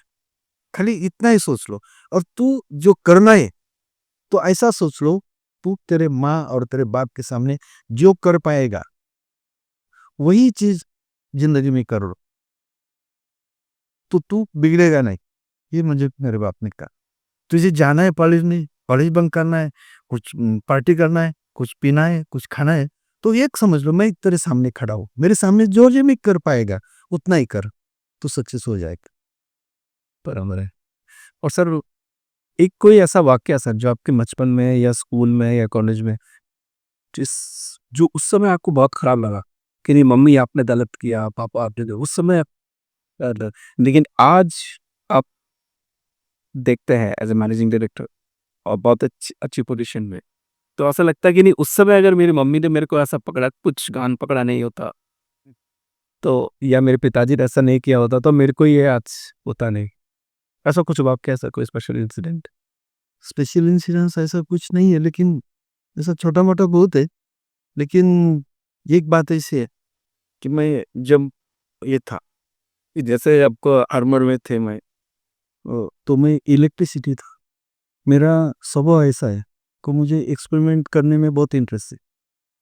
जब भी मैं बचपन में था, तभी इलेक्ट्रिसिटी नई आई थी हमारे घर में, खेत में। तो उससे पहले से तो बावड़ी से पानी निकालते थे, फार्म इरिगेबल वो ज़्यादा कुछ नहीं था, इलेक्ट्रिसिटी का ये नहीं था। डीज़ल इंजन चलता था, और मैकेनिकल वो कन्वेंशनल वो बोलते हैं उसको, उससे पानी खींचते थे। तभी मैं ये मुझे ऐसा करने की आदत थी। मैं वो इलेक्ट्रिसिटी के साथ हर टाइम खेलता था। एक दिन ऐसा हुआ कि ये जो होते हैं ना, स्क्रूड्राइवर और टेस्टर, वो वायरमैन आता था, वो टेस्टर से देखता था, क्या करना है, क्या ना, कैसा करें, कैसा करें। तो उसको 3 फेज़ होता है, उसको एक में लाइट आया, दूसरे में नहीं आया, तीसरे में नहीं आया। मैंने देखा कि वो टेस्टर से चेक करता है, और मुझे तो वो स्क्रूड्राइवर जैसा लगा। घर में स्क्रूड्राइवर पड़ा था, खेती-बाड़ी करने वाले लोग हैं। मैं वो लेके गया, और वो क्या करता था, उसको हाथ लगाता था। उंगली से टच करो। टच किया तो लाइट लगती थी। फिर मैंने क्या किया, उस मुझे मालूम नहीं था वो टेस्टर क्या होता है। मैंने वो स्क्रूड्राइवर छोटा होता है, और मैं गया। जाने के बाद मैं वो लगाता था, वो लाइट नहीं लगती थी।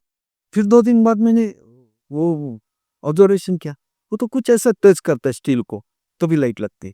बराबर। तो मेरे पा वो तो उसको टेस्टर लेके जाता था। मैं स्क्रूड्राइवर लेके गया। मैं ऊपर से हाथ लगाया, नहीं लगती थी। मैंने सोचा अरे नीचे हाथ लगना चाहिए। जब जब भी मैंने नीचे हाथ लगाया, तो मैं मेरे लिए कुछ ये हो गया, अटैक हो, मैं चिल्लाया बहुत। छोड़ा है उस मेरी माँ आ गई और उसने मुझे खींचने का प्रयास, वो भी उधर ही हो गई। फिर बाद में ख्याल में आया कि उसको करंट लगता है, तो उस उन्होंने वो सप्लाई बंद करके बच गए हम। तो दी माँ मेरे पास आए और मुझे अभी तो सोच लो क्या किया होगा माँ ने। और उसके बाद उन्होंने मुझे एक बता दिया, ये ऐसा साहस करने से पहले पूरा नॉलेज होना चाहिए। विदाउट आपको मालूम नहीं है ना, उसको टच मत करो। बरोबर है। और मैं ऐसा सोचता था तब मुझे ऐसा लगता था, माँ कहीं ऐसी कैसी बोल रही है, मुझे कैसा पता चलेगा, मैं कैसा सीखूंगा, वो तो एक्सपीरियंस से ही सीखना है, जब मैं करूंगा तब सीखूंगा ना। तो माँ बोली, ये तू सीखना नहीं है, ये तुझे सिखाने वाले बहुत है, तेरे टीचर है, तेरे गुरु है, तेरे बाप है, तेरे माँ है, वो जो सिखाएंगे उसके पीछे वो जो बोलेंगे वो करेंगे, तो ये ऐसा नहीं होता। तब मुझे ऐसा लगता था, ये क्या माँ मेरी अनपढ़ है, उसको क्या पता है क्या चलता है। लेकिन बाद में मुझे अभी ऐसा वो अभी भी मुझे ऐसा ये लगता है। देखो मैं मैनेजिंग डायरेक्टर हूँ, कोई मशीन फैक्ट्री में है और मैं गया उधर, मैं तो ये सब लोगों का बॉस हूँ, चीफ इंजीनियर का मैं लोग बॉस। और वो चीफ इंजीनियर काम करता है और अगर मैं उसको बोलूँ कि चलो ये गलत किया सही किया, मुझे कैसे पता चले। फिर मैं क्या करता हूँ अभी, उसके लिए फैक्ट्री का जो भी है, टेक्निकल है, इकोनॉमिकल है या एग्री का है, मैं पूरा पढ़ाई करता हूँ, पूरा प्रिपरेशन करके मैं अंदर जाता हूँ। तो मुझे पता होता है एक्चुअली ये क्या होता है। फिर मैं वो लोगों को बोलता हूँ, मुझे माने ये नॉलेज पहले ले लो, फिर काम करो, ये सीखा है, वो मुझे बहुत काम आता है इससे। बोला बस। और सर स्कूल में जब आप थे तो उस समय आपका कोई फेवरेट टीचर था जिसकी वजह से आपको बहुत मदद हुई? जरूर थी, जरूर था। अभी देखो प्राइमरी में मुझे डुबे गुरुजी थे, बोर्डे गुरुजी थे। बाद में जब मैं मुरबाड गया हाई स्कूल में, तो मुझे खन्ना सर थे।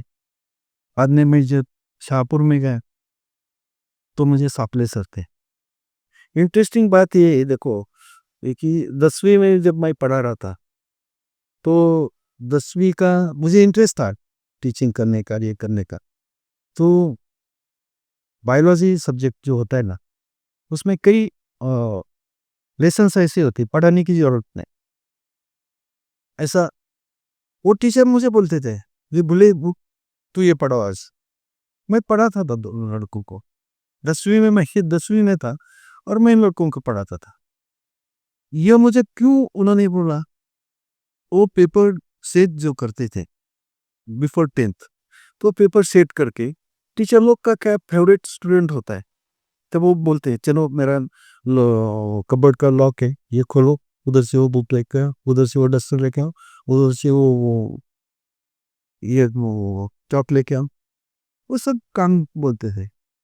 एक दिन ऐसा हुआ कि उन्होंने मेरे पास, वो बाद में एचएम बन गए और उन्होंने मेरे पास चाबी दी उनकी उनकी कीबोर्ड की, और उसने पेपर सेट किए हुए थे। ये एग्जाम 4 दिन में तो पेपर ला के रखे थे। बाकी टीचर ने बोला उनको, अरे वो जाएगा पेपर लेके आएगा, पेपर भी होगा, मैं तो प्रॉब्लम आएगा, क्यों ऐसा आप ऐसा क्यों करते।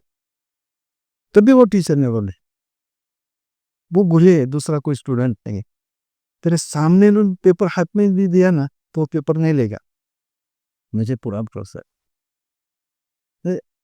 मेरी कहने की बात है, तब से मुझे टीचर गुरु बोलते हैं हम, गुरु गुरु शिष्य की परंपरा जो भी है, और सच बोलने की आदत जो है, या किसी का मन जीतने के लिए सामने जो भी है उनको कॉन्फिडेंस देने के लिए जो भी करना है वो मैं करता हूँ। आज भी मेरे फैक्ट्री में कोई भी आदमी उसको ऐसा लगता है ये मेरा पालक है, मेरा ये तो मेरा फैमिली हेड है, वो मेरे लिए कुछ तो करेगा, कोई जाएगा, इतना कॉन्फिडेंट लाते हैं लोग। कभी कभी ऐसा होता है, मेरे पास फार्मर्स आते हैं, मुझे लीगली मैं नहीं दे पाता हूँ उनको। कोई बोलता है मेरा गन्ना है 2 साल में आने वाला, मुझे 10,000 आज ही चाहिए, मुझे घर की कुछ प्रॉब्लम है, ये करना है, मैं नहीं दे पाता हूँ। बीइंग मैनेजिंग डायरेक्टर भी संस्था का अहित करके नहीं दे सकता हूँ। लेकिन ऐसा अगर मुझे समझ में आया कि इसको सही जरूरत है और मैं नहीं कर पाता हूँ, मैं मेरे अकाउंट से उनको कई बार पैसा देता हूँ।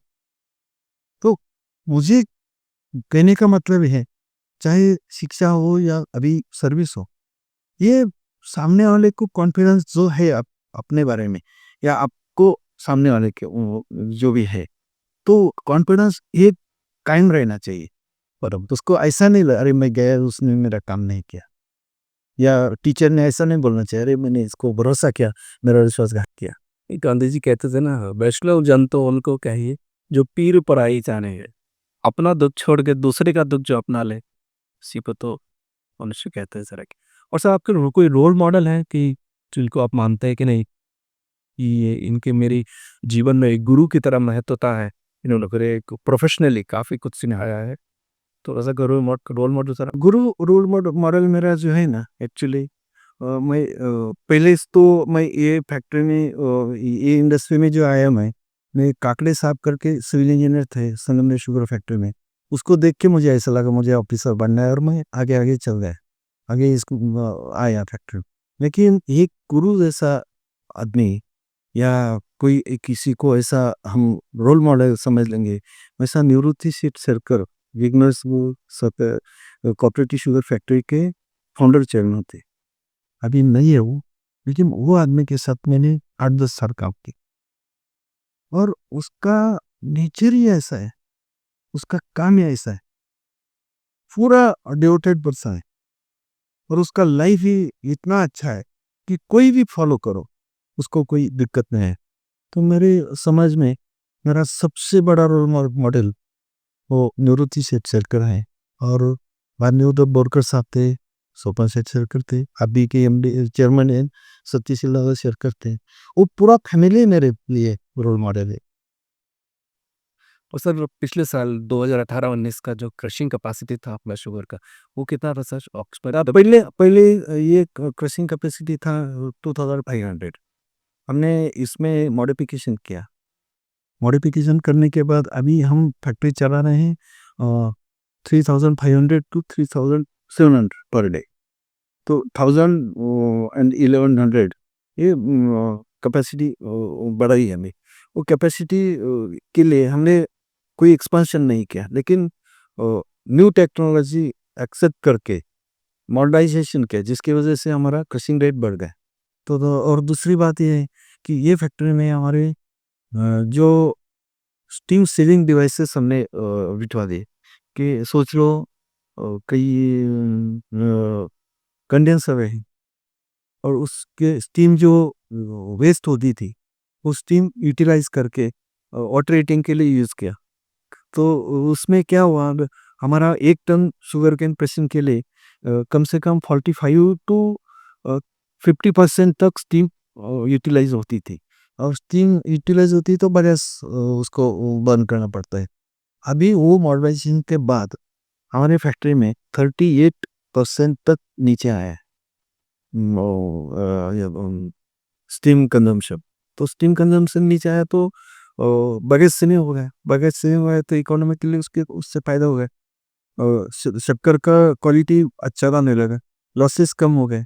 ये मॉडर्नाइजेशन के बाद ये तो अच्छा चल रहे हैं और कम दिन में हम ज़्यादा क्रशिंग कर रहे हैं अभी। बराबर है। और रिकवरी कितना हो गया था सर?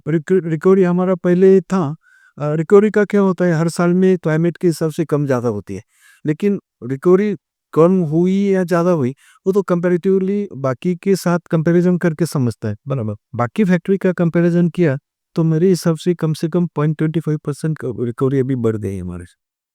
बराबर। और इस साल कितना टारगेट है सर आपका रिकवरी? और देखो लास्ट साल हमने 5,76,000 क्रशिंग किया था, 11.76 रिकवरी थी। लेकिन ये क्लाइमेट तो ये नहीं है, शुगरकेन अभी नहीं है अवेलेबल, तो भी हम 4 लाख का टारगेट सामने रखा है। मुझे भरोसा है कम से कम 3 लाख एंड 70,000 या 4 लाख क्रशिंग हम कर ही पाएंगे और रिकवरी हमारी 11.25 तक रहेगी। 11.75 था ना सर लास्ट ईयर? 76 था, हाँ 76 था, बहुत अच्छा रिकवरी है सर। लेकिन ये साल क्या हुआ, क्लाइमेट ही अच्छा होता है तो टोटल ओवरऑल महाराष्ट्र में रिकवरी नीचे आ गई, तो भी कंपेरेटिवली हमारी अच्छी है। तो सर जब 3 साल 4 साल पहले जब आप आए, तो नए वो कौन से नए चैलेंजेस थे सर आपको फैक्ट्री को लेके? जो आपने 3 साल पहले ऐसे सोचा था कि नहीं थोड़ा मुझे ये मॉडिफ़िकेशन करना, ये मॉडिफ़िकेशन करना, ये करना, जो अभी आपने 3 साल में कर दिया है सर? देखो, अपने अभी अपनी बात हुई, आप बोलते हैं हम फैक्ट्री के 200 फीट बाहर है, लेकिन अभी आपको पता नहीं चलता, स्मेल चालू है, स्मेल नहीं, आवाज़ नहीं आता, स्मेल नहीं आता, ये कुछ समझ में नहीं आता फैक्ट्री चालू है, वो अब स्मोक कम है। तो देख लो कि पोल्यूशन के लिए हमने पूरा ध्यान नहीं दिया। ज़ीरो लिक्विड डिस्चार्ज और ज़ीरो पोल्यूशन गवर्नमेंट का जो भी गाइडलाइंस है, पूरा टोटली फॉलो किया। बाद में स्टीम का जो भी वेस्टेज था, वो स्टीम का वेस्टेज बंद कर दिया। बाद में रिकवरी में बायोगैस पोल ज़्यादा था, बायोगैस पोल कम करने के लिए हमने मिल एक्सट्रैक्शन बढ़ाने के लिए थोड़ा प्रयत्न किया। अभी तो मिल एक्सट्रैक्शन भी अच्छा है और बायोगैस पोल भी हमारा कंपैरेटिवली कम हो गया। और शुगर में जो हमारा शुगर का ग्रेड है, एम, एल और एस, एम ग्रेड बनाएँगे तो थोड़ा पैसा ज़्यादा मिलता है। अभी मेरा एम का परसेंटेज बढ़ गया है, शक्कर का क्वालिटी बढ़ गया है। और दूसरा, फैक्ट्री में जो भी वेस्टेज या लॉसेस थे, लॉसेस बहुत कम कर दे। तो उसी वजह से फैक्ट्री को भी फ़ायदा हो रहा है और अच्छी चल रही है। और सर बहुत सारी कोऑपरेटिव फैक्ट्रीज़ में हमने देखा है कि अभी भी वो ओल्ड टेक्नोलॉजी से देखिए पूरा ऑपरेट कर रहे हैं। तो पुरानी तकनीक से हटकर नई तकनीक अपना और उसको प्रैक्टिकली इम्प्लीमेंट करना, ये कितना ज़रूरी है सर कोऑपरेटिव शुगर फैक्ट्री के लिए? ये तो बहुत ज़रूरी है। अभी तो टेक्नोलॉजी देख लो, पहले टाइम हम राजदूत गाड़ी चलाते थे, जावा चलाते थे, एसडी चलाते थे, तो आपको पता होगा। अभी तो वो गाड़ी बदल गई, टेक्नोलॉजी बदल गई। पहले देखो, जीप लिया, कार लिया, तो 3-4 साल के अंदर ही गाड़ी गैरेज में लगा के पूरा ओवरहॉलिंग करके मशीन खोलना पड़ता था। अभी देखो नी, एक बार कार लिया तो 20-20 साल उसको कुछ, तो इसमें क्या हुआ? इलेक्ट्रॉनिक्स आ गया, प्रिवेंटिव सिस्टम बिठा दिया। इंजन को डैमेज करने से पहले फ्यूज़ जाता है, वायरिंग में कंट्रोल होता है। वैसा शुगर इंडस्ट्री में बहुत बड़ी वो इम्प्रूवमेंट हो गई है और टेक्नोलॉजी बहुत अच्छा है। अभी कंटीन्यूअस फैन आ गए, मिल का टू रोलर मिल आ गए, पीआरपीएफ आ गए, जेआरपीएफ आ गए। पहले नहीं थे, कन्वेंशनल मिल थी। अभी वो मिल में टरबाइन था ड्राइव, अभी एसी वे भी आ गए, इलेक्ट्रिक ड्राइव से चलती है। पहले बॉयलर कम प्रेशर के थे, अभी 110 प्रेशर तक बॉयलर आ गए। स्टीम कंजम्पशन पहले था टरबाइन का 12-13-14 टन पर मेगावाट, वो अभी 5 मेगावाट तक नीचे आए नए टेक्नोलॉजी से। लेकिन ये टेक्नोलॉजी अडॉप्ट करने के लिए शुगर फैक्ट्री भी इकोनॉमिकली साउंड होनी चाहिए, और ये इकोनॉमिकली साउंड नहीं होती तो हम टेक्नोलॉजी कुछ भी आने दो बदल नहीं पाते। तो हम लोग इधर क्या कर रहे हैं, यहाँ ये फैक्ट्री में अभी थोड़ा-थोड़ा चेंज कर रहे हैं। एकदम तो बड़ा चेंज नहीं कर पाते, लेकिन थोड़ा-थोड़ा जितना हो सकता है, जितना वियर कर सकते हैं, जितना पैसा खर्चा कर सकते हैं, उसका थोड़ा-थोड़ा करके हम अभी नई टेक्नोलॉजी की ओर जा रहे हैं और उसके रिज़ल्ट भी अच्छे मिल रहे हैं। अब देखेंगे हमारा डेली रिपोर्ट तो रिकवरी अच्छी है, परफॉर्मेंस अच्छा है, बाकी शुगर की क्वालिटी अच्छी है, स्टॉपेजेस कम है, लॉसेस कम है, ये देखना। लेकिन इसमें तो अभी पूरा नहीं हुआ, मुझे तो पूरा अभी चेंज करना है, थोड़ा-थोड़ा करके, और वो करेंगे तो अच्छा रहेगा। अब और सर आपको ये जो टेक्निकल नॉलेज है, वो आप सर कैसे अपडेट करते हैं आपका टेक्निकल नॉलेज? देखो, मैं हमारा वीएसआई का विजय जो है, हमारी इंस्टीट्यूट है, उसमें बहुत मैगज़ीन होते हैं, वो सेमिनार होते हैं, और ऐसे कई लोग हैं, आप आएँगे, बताएँगे मैंने ये नया अडॉप्ट किया, ये किया, और आजकल तो नेट पे हर चीज़ मिलती है। आप खुद को स्टूडेंट समझते रहे और नॉलेज गेन करते रहे तो दुनिया में बहुत नॉलेज मिलता है। और मैं ऐसा थोड़ा, जो भी मेरे सीनियर्स एमडी है, कोई शुगर इंडस्ट्री में काम करने वाले लोग हैं, अच्छे लोग हैं, उनके साथ मैं कांटेक्ट रखता हूँ, हर टाइम उसको मिलता हूँ, शुगर कमिश्नर के पास जाता हूँ तो उनको, साहब को पूछता हूँ, साहब क्या करे, कैसा करे, क्या और क्या कर सकते हैं, तो उससे नॉलेज तो मिलता रहता है। और मैं स्टेट लेवल पे भी हमारा एमडी एसोसिएशन में काम करता हूँ, मैं उधर ट्रेज़रर हूँ। वो भी मुझे प्लेटफ़ॉर्म अच्छा है, वीएसआई का है, डेक्कन शुगर का है। ये सब और ट्रेनिंग भी, जब भी ट्रेनिंग का चांस मिलता है, मैं ट्रेनिंग भी अटेंड करता हूँ, ट्रेनिंग भी लेता हूँ। देखो अब कल वीएसआई में इंटरनेशनल ये था, कॉन्फ्रेंस था, वो भी मैंने अटेंड किया। कई लास्ट साल साकर परिषद महाराष्ट्र में बहुत अच्छा लेक्चरर और प्रोग्राम भी किया था, वो भी अटेंड किया। उसमें बहुत नया नया टेक्नोलॉजी मिलता है, किसी को सुनना मिलता है, और आप सुनेंगे उसको, उससे कुछ लेंगे तो वो मिलता है वो सब। Definitely sir. और सर एक्चुअली बहुत जगह बहुत सारी कोऑपरेटिव शुगर फैक्ट्रीज में सर ये हार्वेस्टर्स का प्रॉब्लम है।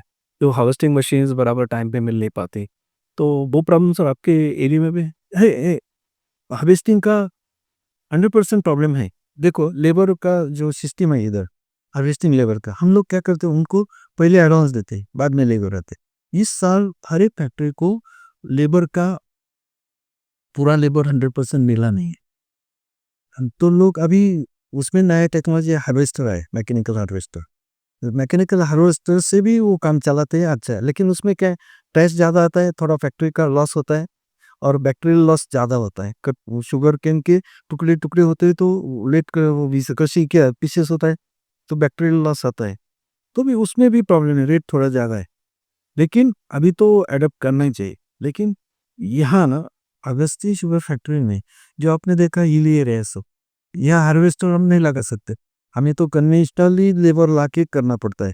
लेकिन मेरा अच्छा ये बात अच्छी है कि जब, जैसा मैंने आपको बोला कि ये लेबर जो है हार्वेस्टिंग लेबर, किसी को हमने एडवांस दिया है और वो काम पे नहीं आया, ऐसा नहीं होता। मेरे पास तो अभी भी जो भी हार्वेस्टिंग लेबर है, तो कैपेसिटी से थोड़ा ज़्यादा है, मुझे कई बार उनको छुट्टी देना पड़ती है, अभी ज़्यादा हो गया है, थोड़ा रुको 2 दिन छुट्टी ले लो ऐसा।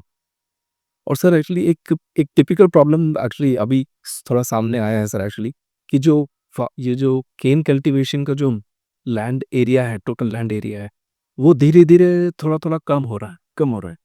तो इसको ओवरकम करने के लिए, ये एरिया बढ़ाने के लिए किस तरीके से कुछ? प्लीज़ दे तो अभी एरिया बढ़ाने में लिमिटेशंस है। हम जितना एरिया है वो तो नहीं बढ़ा सकते। ये लेकिन जो अंडर कल्टीवेशन है वो तो ले ले सकते हैं, लेकिन वो भी, उसको भी बहुत लिमिट है। अभी तो ऐसा एरिया ही नहीं कि वो जाए और नया कल्टीवेशन करे। इसके लिए हमें शुगरकेन बढ़ाने के लिए ये किस तरीके है, देखो हमने आज 1 हेक्टेयर गन्ना लगाया, उससे हमें 100 टन मिला। उससे हमें ऐसा करना चाहिए कि 1 हेक्टेयर में वो 120 कैसे मिलेगा, 150 कैसे मिलेगा, या 200 कैसा मिलेगा? यील्ड बढ़ानी चाहिए अभी।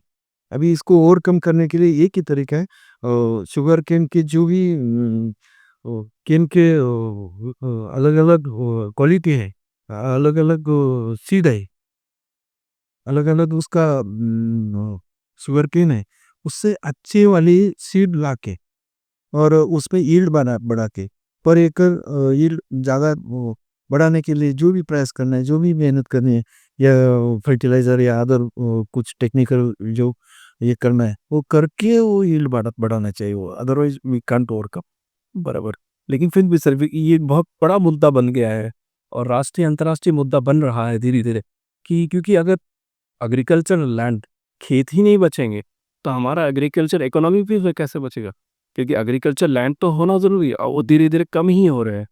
तो उसकी भी अगर सरकार और बाकी सब मिलके अगर प्रयास करें कि नहीं, खेती की ज़मीन को हम जो है वो टच नहीं करेंगे, या उस प्रयास करेंगे कि वो जो है कंस्ट्रक्शन में या दूसरी चीज़ों कामों में यूज़ ना हो, तो वो ज़्यादा सराहनीय काम होगा। सही है, सही है। ये अभी देख लो कि फैक्ट्री में शुगर इंडस्ट्री में शुगरकेन के बिना चलेगी नहीं, और शुगरकेन खेती के बिना आएगा नहीं। गवर्नमेंट क्या करती है, अभी सोच लो, लैंड एक्विजिशन करते हैं, कोई प्रोजेक्ट डालते हैं, तो उन्होंने जहाँ खेती नहीं होती वही जगह लैंड एक्विजिशन करना चाहिए। जहाँ कल्टीवेशन है वहाँ गवर्नमेंट में लैंड एक्विजिशन नहीं करना चाहिए, लैंड कम नहीं करना चाहिए। लैंड तो बढ़ा नहीं सकता गवर्नमेंट, कोई भी बढ़ा नहीं सकता, लेकिन कम से कम इरिगेबल लैंड या कल्टिवेटेड लैंड कम नहीं करनी चाहिए। उसकी जगह जहाँ कल्टीवेशन नहीं होता, जहाँ कुछ पिकता नहीं, वहीं पे लैंड एक्विजिशन करके प्रोजेक्ट को लेके जाना चाहिए। और सर आपको जो अवार्ड्स और रिकग्निशंस मिले हैं सर, उसके बारे में कुछ बताएँगे सर? अवार्ड्स तो मुझे ऐसे ज़्यादा कुछ अवार्ड्स तो मिले नहीं है, लेकिन लोकल अवार्ड्स बहुत जगह मेरा सम्मान किया गया है। वो स्कूल ने किया है, बाकी जगह किया है। लोकल बॉडीज़ है वो उसने भी अवार्ड दिया है। दूसरा ये जो स्टेट लेवल हमारा पत्रकार संघ है वो उसने भी मुझे अवार्ड दिया है। लेकिन अवार्ड के लिए तो अभी मेरा काम जब अच्छा लगेगा किसी को तो वो अवार्ड दे देगा। नहीं दिया तो ये लोगों ने मुझे मेरा जो ये है सब, ये मुझे आप अच्छा काम करते ये तो बहुत बड़ा मेरे लिए अवार्ड है। बराबर है सर। और सर एक्चुअली आप जो यंग इंजीनियर्स हैं हमारे जो अभी शुगर फैक्ट्री पे काम कर रहे हैं और दूसरी प्रोसेस इंडस्ट्री में कहीं भी हो, केमिकल में हो, फार्मा में हो, शुगर में हो, उनके लिए कुछ आपका संदेश सर एक्चुअली? हाँ, ये अच्छा अच्छा क्वेश्चन है आपका। उनको उनके लिए मैं तो ये बताऊँगा, आप सर्विस के लिए काम मत करो। आप कोई इंस्टीट्यूट के लिए या कंपनी के लिए काम मत करो। आप खुद के लिए काम करो। देख लो, आप अगर काम करते पैसा मिलता है और ड्यूटी करते हैं, ऐसा मत करो। काम करते टाइम उसमें इनोवेशन क्या कर सकते हैं? नया क्या अडॉप्ट कर सकते हैं? टेक्नोलॉजी नया क्या है? खुद हम इसको कुछ दे सकते हैं क्या? कुछ खुद कुछ चेंज कर सकते हैं क्या? कुछ नया-सा या इसको इम्प्लीमेंट करने के लिए कुछ कर सकते हैं क्या? ये अगर सोचते रहेंगे और जॉब एन्जॉय करते रहेंगे, तो वो बाद में उसको ऐसा होगा कि फैक्ट्री को कंपनी को तो फ़ायदा हो गया, लेकिन खुद को ऐसा करियर में अपॉर्च्युनिटी बहुत खुद चलते आएगी। अरे! ये तो अच्छा कर रहा है, इसको हम लेना चाहते हैं। ऐसा इंजीनियर्स लोगों ने सीखना चाहिए, हर जगह जाके नॉलेज देना चाहिए, अपडेट रहना चाहिए और जो भी टेक्नोलॉजी आज आती है वो अडॉप्ट करना चाहिए। और सर एक्चुअली जितना हमें पता चला सर एक्चुअली कि आप एक जीवंत उदाहरण हैं कि किस तरीके से जब आपकी वाइफ की डिलीवरी हुई थी और एक ईएनटी स्पेशलिस्ट के पास आप गए, आपके पास जेब में 50 रुपए थे, कुछ नहीं था। वहाँ से लेके फिर आपकी लड़की हुई, घर में लक्ष्मी आई और फिर वो लड़की भी बहुत इंटरनेशनल ख्याति प्राप्त हुई। कॉमनवेल्थ में जाके गेम्स में जाके गोल्ड मेडल मिला। फिर आपका जो पूरा सफ़र है, आपने तो मैनेजिंग डायरेक्टर यहाँ से 90 लगभग 1990 के दशक से लेके अभी तक का 2020 तक का जो आपका जो 30 साल का लगभग जो करियर है, उसमें जितने भी उतार-चढ़ाव आपने देखे सर, अब हमारे युवा इंजीनियर्स के लिए बहुत बड़ा प्रेरणा स्रोत बनेंगे सर एक्चुअली ऐसे हमारी आशा है कि किस तरीके से एक साधारण मनुष्य, एक छोटे से छोटा आदमी किस तरीके से अपनी सारी प्रॉब्लम्स के रहते हुए एक उच्च से उच्च पद पर प्राप्त प्रतिष्ठित हो सकता है, माननीय सम्माननीय हो सकता है और आपने हमें समय दिया सर इसके लिए बहुत-बहुत धन्यवाद। और थैंक यू सर।